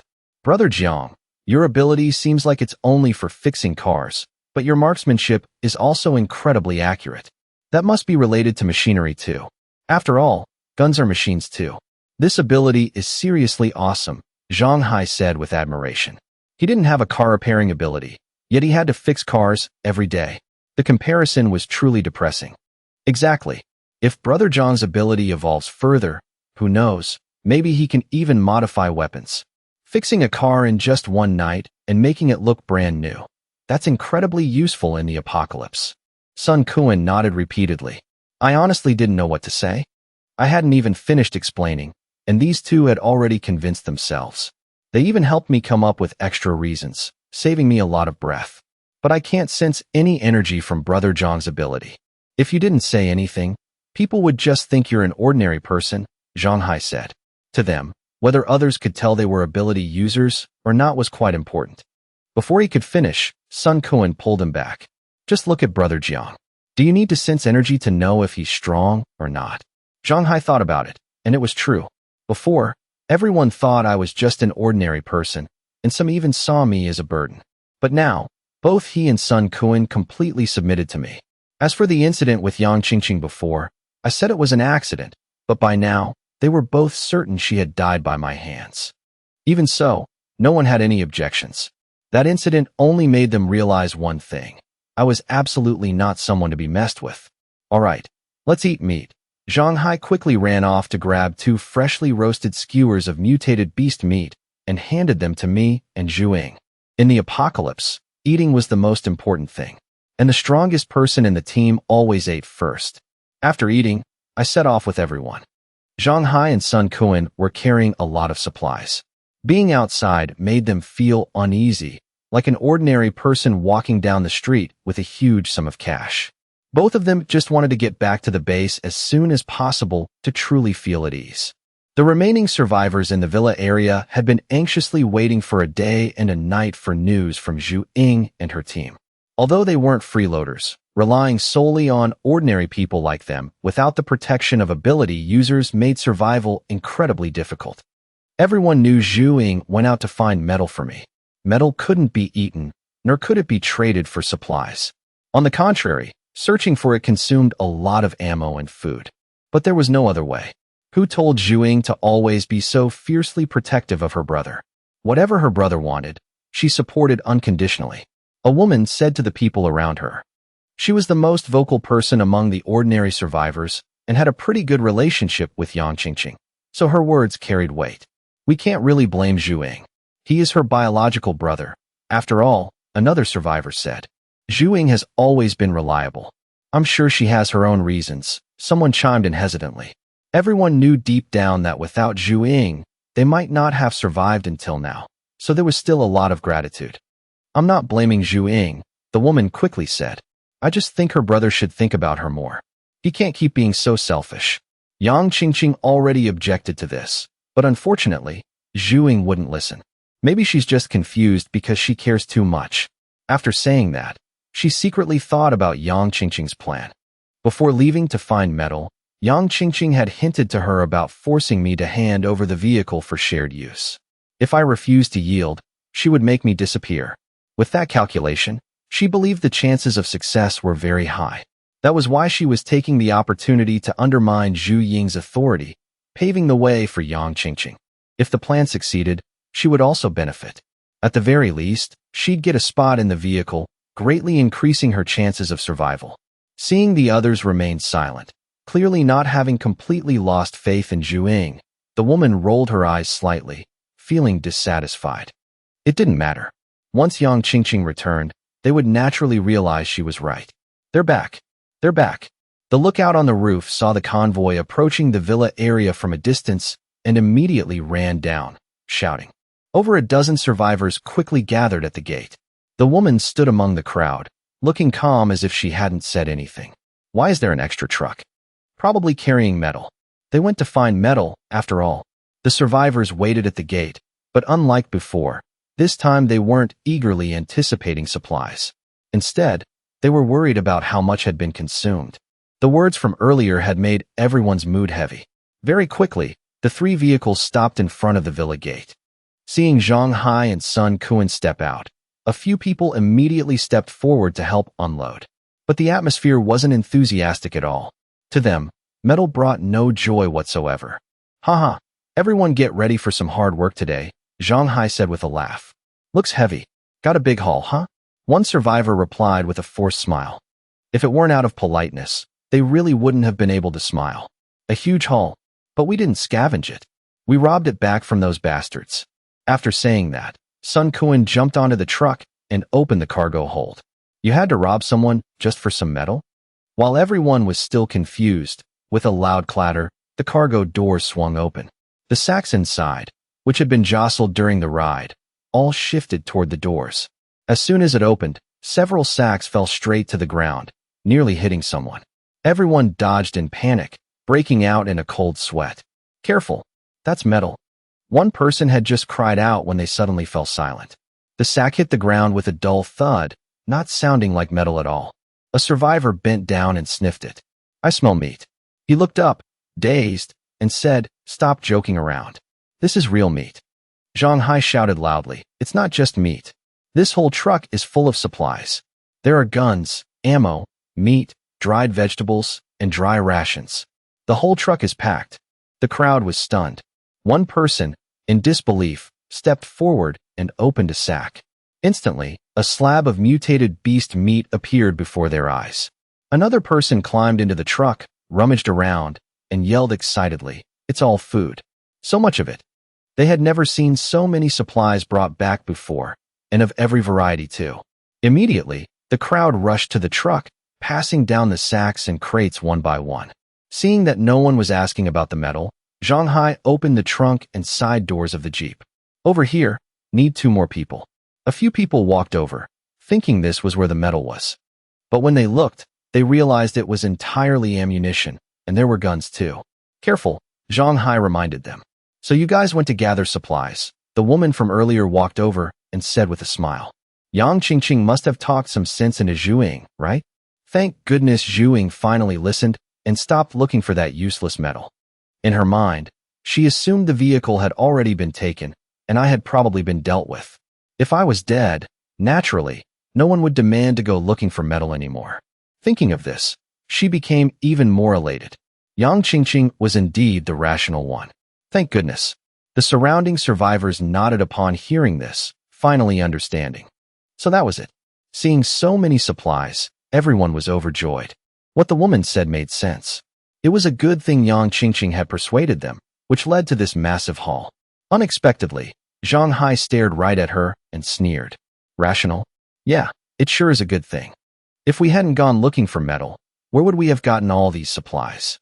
You should be saying it's a good thing we went to help Brother Jiang find metal. The woman, hit right in her weak spot, immediately froze. What did Zhang Hai mean by that? If they hadn't gone looking for metal, where would the supplies have come from? Besides, who told you we didn't go looking for metal? Zhang Hai held up the shiny gun in his hand and said, look at this. Brother Jiang and the boss conveniently robbed this while we were out looking for metal. Haha. See this Type 81 rifle? It's the MVP today. If you had seen how insanely accurate Brother Jiang was with it, you wouldn't dare talk bad behind his back even if you had guts of steel. Speaking of this, Zhang Hai sighed emotionally. Sigh, holding this gun now makes me feel like I'm insulting it. The gun was great, but the shooter was terrible. Without comparison, there is no harm. Ever since then, every time Zhang Hai fired a gun, he felt like an idiot, constantly missing his targets. I completely ignored the fact that after Zhang Hai finished speaking, the woman stood frozen in place. The other survivors also turned to look at me one after another, their eyes full of disbelief. Before long, the news about the origin of these supplies spread throughout the survivor group. Previously, it wasn't just one or two people who had made such assumptions. Almost everyone thought that way. But now, their thoughts were completely overturned. Not only was I not a freeloader relying on my sister, but I had continuously used my actions to prove myself and show my strength. Last time, when I killed the mutated beast on the way to the satellite city, everyone just thought my vehicle was impressive. As for me, it only slightly changed their view, not to the point of instilling awe. But this time, Zhang Hai directly confirmed that my strength was not inferior at all. At this point in time, the gap between ability users and ordinary people, aside from powerhouses like Zhu Ying, wasn't too obvious yet. But being a master marksman meant a power that far exceeded most ordinary ability users. At this moment, the woman stealthily walked over to the front of the bus. Zhu Ying had just gotten off the bus and was organizing everyone to move the supplies. The woman stood at the front of the vehicle, standing on her tiptoes to peek inside. She didn't see anyone. She was anxious to ask Yang Qingqing what exactly happened and whether her plan had succeeded. If Qingqing succeeded, she could reap some benefits too. But based on what Zhang Hai just said, the plan had clearly failed. So she had to quickly ask and find out if Yang Qingqing had been exposed. What are you looking for? A voice suddenly rang out from behind, making her jump in fright. She hurriedly turned around. Brother Jiang. Seeing me standing right in front of her, her heart skipped a beat, and she blurted out, Brother Jiang, you scared me to death. She forced a smile and patted her chest lightly. She had a full figure, especially her chest, and the movement made it jiggle noticeably. She wanted to use this to hide the panic in her heart.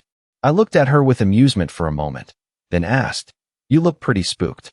Your face is completely pale. What were you looking for just now? The woman tried to act natural and smiled. I was looking for Qingqing. I couldn't find her. You're looking for Yang Qingqing, but you're searching my vehicle? I asked again. I thought maybe she was in here, she stammered. The way I was looking at her made her feel uneasy, as if I knew everything. But the conversation between her and Qingqing was strictly between the two of them. How could I know? Despite thinking this, the unease in her heart grew stronger. She's probably busy. I'll look for her later. After saying that, she turned to leave. The moment she turned her back, she let out a terrified scream. I didn't know when, but I had already stepped in front to block her path. Let me take you to find her, I said, simultaneously reaching out and grabbing her arm. Looking at my smile, she seemed to catch a glimpse of chilling coldness. Her heart pounded wildly as she struggled. Brother Jiang, what are you doing? She was stronger than an ordinary person, but she still couldn't break free from my grip. The surrounding survivors, who were carrying supplies, heard the screaming and turned around. They watched in shock as I dragged the woman toward the bus. Her face contorted as she struggled and screamed, What are you trying to do? Zhu Ying, look at what your brother is doing. I dragged her along without encountering any resistance. Seeing her try to bite me, I sneered, and my hand slid down to my waist. Be a good girl. The cold muzzle of a gun pointed straight at her head, making her instantly freeze. She screamed, trembling, Jiang Lushi. What are you going to do? Are you crazy? Zhuing, where's Qingqing? Qingqing, save me. Zhang Hai, Sun Kuan, and Zhuing also ran over. Although the two men didn't know what was going on, seeing this scene, they didn't say a word. They knew my personality. I wasn't someone who liked to start trouble unless the other party had done something to cross the line. As for the other survivors, though they had heard about my strength, this was their first time seeing it with their own eyes. Looking into my eyes right now, they truly felt the chilling aura radiating from them. I wasn't just making empty threats. I genuinely intended to kill. The person who felt it most clearly was the woman herself. Drenched in sweat, her throat hoarse, she cried, "What are you going to do? Are you guys just going to stand there and watch without stopping him?" She shrieked. "Stop pretending." I looked at her, my voice calm. Yang Qingqing wanted me dead so she could steal my vehicle. You didn't know about this? Just now, you ran over here to see if I was dead, didn't you? Too bad, I disappointed you. If Qingqing had managed to kill me and steal the vehicle, you would have gotten a share too, right? I smiled. You wanted to find Yang Qingqing, right? Let me take you to her. Hearing this, her screams instantly died in her throat. Her face stiffened, turning deathly pale. She stared at me in terror, unable to utter another word. Yang Qingqing is dead? Has everything been exposed? No. This has nothing to do with me. I originally wanted to warn you guys, but Yang Qingqing threatened me. I didn't do anything. After a brief moment of shock, the woman screamed frantically. She could feel it very clearly. I really wanted to kill her, and she didn't want to die. The survivors, who were still confused about why this was suddenly happening, were all stunned when they heard my words. Yang Qingqing wanted to kill me? She wanted to steal my vehicle? No one expected this. A survivor spoke up with a complicated expression. No wonder you kept bringing that up. So the two of you were in cahoots, plotting to murder him and steal his car. Zhang Hai cursed angrily. You two are ungrateful vipers. Brother Jiang even saved her life on the way to the satellite city. Without him, with her meager skills, she would have been dead meat. Before this, Zhang Hai and Sun Kuan only knew that Yang Qingqing disliked me, but they never expected her to harbor such malicious intentions. When they guessed that Yang Qingqing had died by my hands, they only thought I was too ruthless and someone not to be provoked. But now that they knew the real reason, they only felt she deserved to die. I wasn't an unreasonable person. I really couldn't be blamed for killing Yang Qingqing. The other survivors were also extremely furious. Yang Qingqing's actions were completely selfish, disregarding the consequences. If something happened to me, how would Zhuing react? Their hopes of survival depended on the ability users, and the most important one was Zhuing. Yang Qingqing's plot didn't just harm me, it implicated all of them. But she never cared. Now that Yang Qingqing was dead, everyone's anger immediately shifted to her remaining accomplice. No, it's not true. The woman glared resentfully at the person who had just exposed her, then turned to Zhuing, crying and begging. Zhuing, listen to me. Aren't we like sisters? We've been through life and death together. Zhuing used to be soft-hearted. Although she was cold and decisive, she was ultimately still a young woman. The woman hoped Zhuing wouldn't have the heart to strike. But when she saw the look in Zhu Ying's eyes right now, she fell into despair. That look was like looking at a dead person. Spare her life? In this situation, the fact that Zhuing didn't immediately electrocute her to death was already a stroke of luck. Zhuing was kind-hearted, but that was only true when it didn't involve me. Plotting to harm her brother had crossed her bottom line. Zhu Ying's bottom line was me. Aren't you going to look for Yang Qingqing anymore? I smiled at the crying woman and asked curiously. No. I'm not looking for her anymore. She deserved to die. It's all her fault. I have nothing to do with it.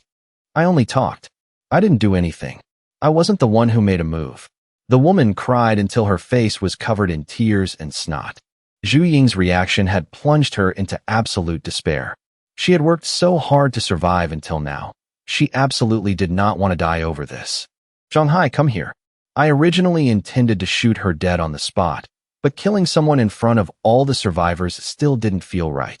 A few minutes later, the woman was thrown onto the main road outside the residential area. We can't keep you anymore. Leave on your own. She stood there, her face drained of blood, her entire body trembling. Forcing her to leave on her own. In this world, that was even crueler than a bullet. Don't do this. But before she could finish, the vehicle turned around and drove away without a hint of hesitation. She wasn't even worth me sending her off personally. Zhang Hai handled it for me, tossing her onto the street like a bag of trash. The woman stood in the middle of the street, shivering. This was the first time she felt true despair. In the distance, among a group of over a dozen zombies, one slowly turned its head. Looking at that hideous face, tears uncontrollably streamed down her cheeks. Almost instantly, the entire horde of zombies turned their heads in unison. When there was no prey, they only dragged their feet slowly. But once they spotted prey, they would burst forth with terrifying speed, faster than track athletes, and their strength was equally horrifying. Just a few seconds later, the woman's blood-curdling screams reached everyone's ears. To us, she was completely unworthy of sympathy. The survivors looked in the direction she had been left behind. Even without seeing it with their own eyes, they could imagine her fate.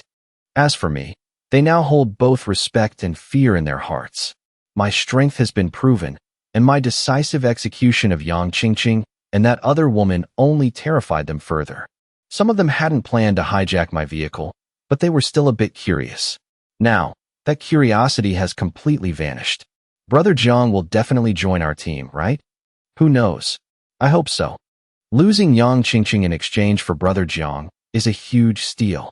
The survivors whispered among themselves. They were desperately hoping I'd join them. With Zhu Ying and me around, their chances of survival would skyrocket.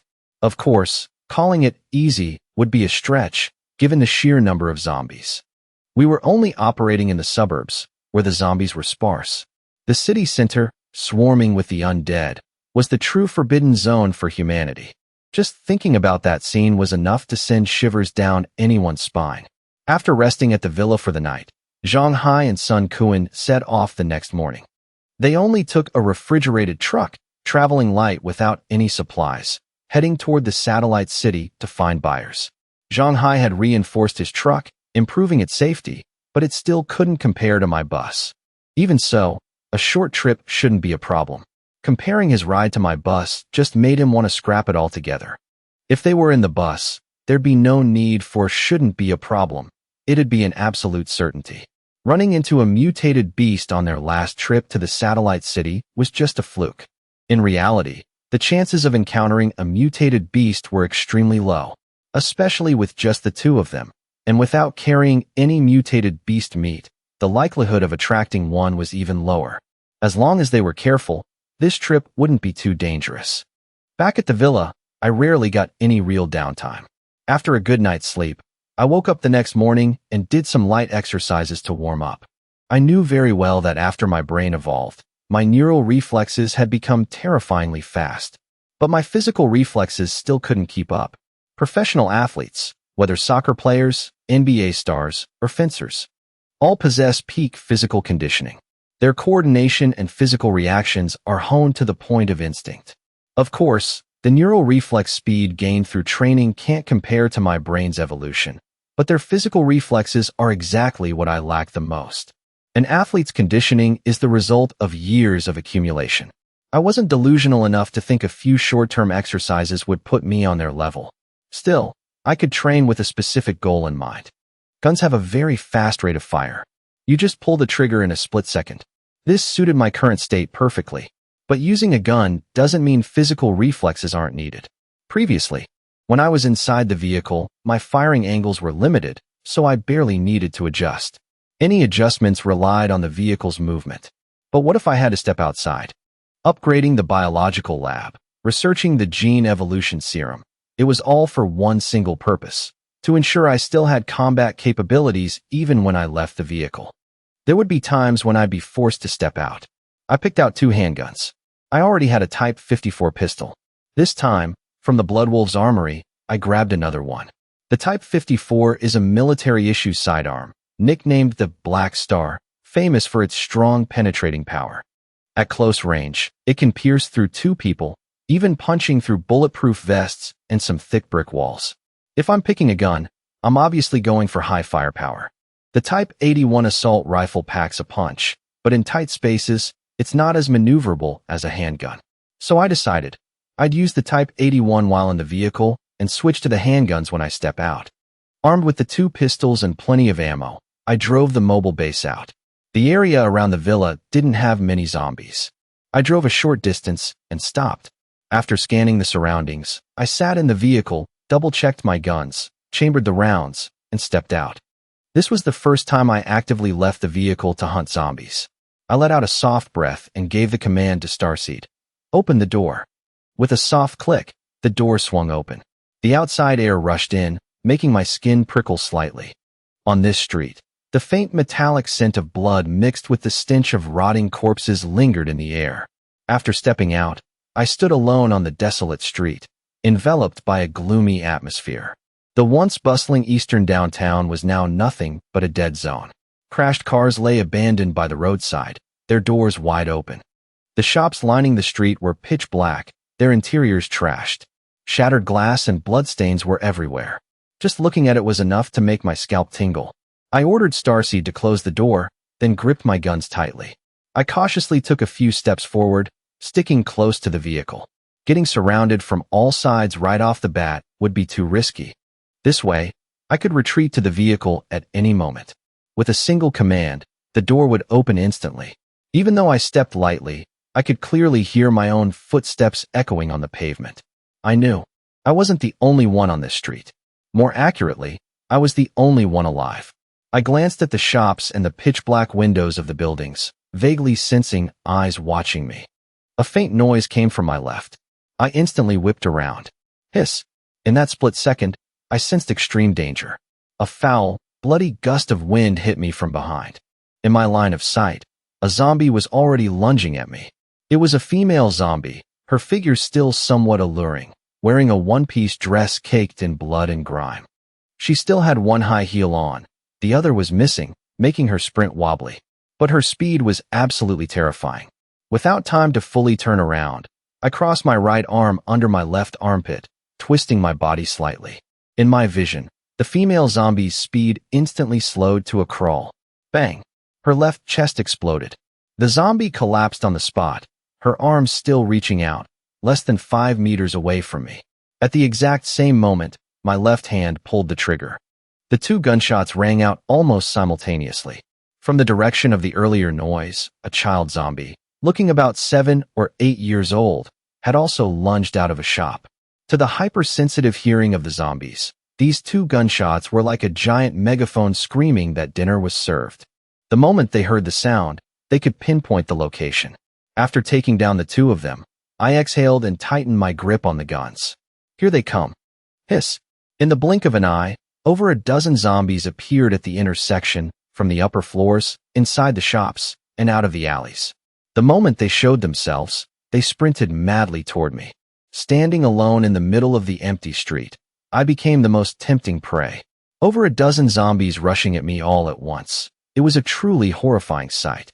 An ordinary person has never faced being attacked by over a dozen enemies simultaneously, let alone zombies. Just seeing dozens of arms reaching out would paralyze most people with fear. I had been surrounded by hordes of zombies while inside the vehicle before, but facing them alone like this was a first. Fear and psychological pressure nearly overwhelmed me. Focus. I activated my ability. In an instant, the zombies' movements slowed down like a slow-motion scene in an action movie. Details that would be a blur in a panic were now crystal clear. They didn't actually appear all at once. Their distances varied, so their arrival times were staggered by a few seconds. To a normal person, those few seconds practically didn't exist. But to me, they were my lifeline. In this state, even my breathing slowed. The fear vanished. In my eyes, there were only the zombies. It's time. Fire. The first shot aimed at the closest one. The second shot ripped straight through 2 of them lined up in a row, piercing them both. Even though my physical reflexes couldn't keep up with my eyes, if I minimized my movements, I could still manage. Faster. More precise. In the eyes of the zombies, I must have looked like a machine. Just slight pivots of my body, shifting the angle of the guns. No obvious aiming motions. Shooting and moving almost simultaneously. The hardest part was maintaining accuracy during short, continuous movements. But for me, that wasn't an issue. Fire. Fire. My fingers pulled the triggers relentlessly, but not a single shot was wasted. In this situation, panicking and spraying bullets would only get me killed faster. Only by staying calm, one shot, one kill, could I survive. At first, I aimed for the left chest, the largest target. But as they closed in, I ran out of time. The head and eyes became the targets. For each zombie, I only had one chance. If I missed, my rhythm would break. Then my only option would be to retreat to the vehicle. But right now, retreating wasn't even crossing my mind. Zombies dropped one after another. The last four were less than 3 meters away. Bang, bang, bang, bang. When the final ones hit the ground, the distance was less than a meter. One had its eye blown out, the other had its forehead pierced. As they collapsed, a blood-stained hand practically brushed the tip of my shoe. In just a few seconds, I felt like I had just sprinted a 2-kilometer race. Sweat poured down my forehead and drenched my palms. I leaned my back against the vehicle, my eyes still vigilantly scanning the surroundings. Panting heavily, I could clearly feel my body heating up. During that fight, my initial speed wasn't fast enough. But as it went on, I felt myself getting slightly faster. Though hard to notice with the naked eye, when I activated my ability, the change was incredibly obvious. Mutated beast meat. I thought about its effects. If an ordinary person ate it long-term, their physique would improve. And when combined with training, the results multiplied rapidly. After this battle, I felt myself gradually getting used to using my brain's power. Awakened ones needed to fight and eat mutated beast meat to evolve, and I was no exception. My physique was improving bit by bit, thanks to the mutated beast meat and training sessions like this. The zombies, drawn by the gunfire, were swarming toward me from far and wide. Eventually, every zombie in the area that could hear the shots had gathered here. After firing the last round, I stood still and waited for about 3 more minutes, but no more showed up. I wiped my sweat, lowered my guns, and looked around. With me and the mobile base at the center, zombie corpses littered the ground within a 30-meter radius. Especially in the fan-shaped area right in front of me, the bodies were piled up in heaps. Between me and that pile of corpses, there was still a clear space of about 1 square meter, littered with spent casings and empty magazines. The Type 54 pistol only holds 8 rounds per magazine. Holding 2 meant I had 16 shots. While firing, I kept an exact count of my remaining ammo, so I wouldn't waste a single moment. This was also one of the perks of my brain's evolution. Blood seeped from the pile of corpses, slowly pooling toward my feet. After watching for a moment longer, I ordered Starseed to open the door. The mobile base started up, slowly rolling forward, crushing the pile of corpses as it headed back to the villa, leaving the gruesome scene behind. Sitting in the driver's seat, I gripped the steering wheel, unable to hide the excitement on my face. During the training just now, as the number of zombies increased, I was pulling the trigger almost the instant I spotted a target. I relied entirely on my powerful neural reflexes to adjust the barrel in a split second. My current goal was to master that feeling in my hand-eye coordination. As long as aiming and pulling the trigger could happen simultaneously like an instinct, my firing speed would perfectly match my neural reflexes. Of course, today's session was just an initial warm-up. To truly master it, I need a lot more practice, until my body memorized the sensation of activating these muscle groups. Besides, today's combat scenario was still relatively simple. When searching inside buildings, zombies wouldn't be charging from dozens of meters away. They could suddenly pop up right in front of me or behind my back. In those situations, reaction time could only be measured in tenths of a second. The mutated beast meat really works. I lightly flexed my fingers on the steering wheel. After firing continuously, my arms and fingers felt absolutely no discomfort. Normally, high-intensity muscle exertion combined with constant recoil would leave the muscles sore. Sometimes you'd be so exhausted you couldn't even lift your arms. But I didn't have that problem. The only thing I felt right now was hunger. Starving. My stomach was growling so loudly. I felt like I could eat an entire cow. While driving, I reached for a few chocolate bars on the dashboard, tore the wrappers off with my teeth, and stuffed them straight into my mouth. But I immediately shook my head. No good. I need meat. Mutated beast meat. These snacks couldn't even begin to fill the void in my stomach.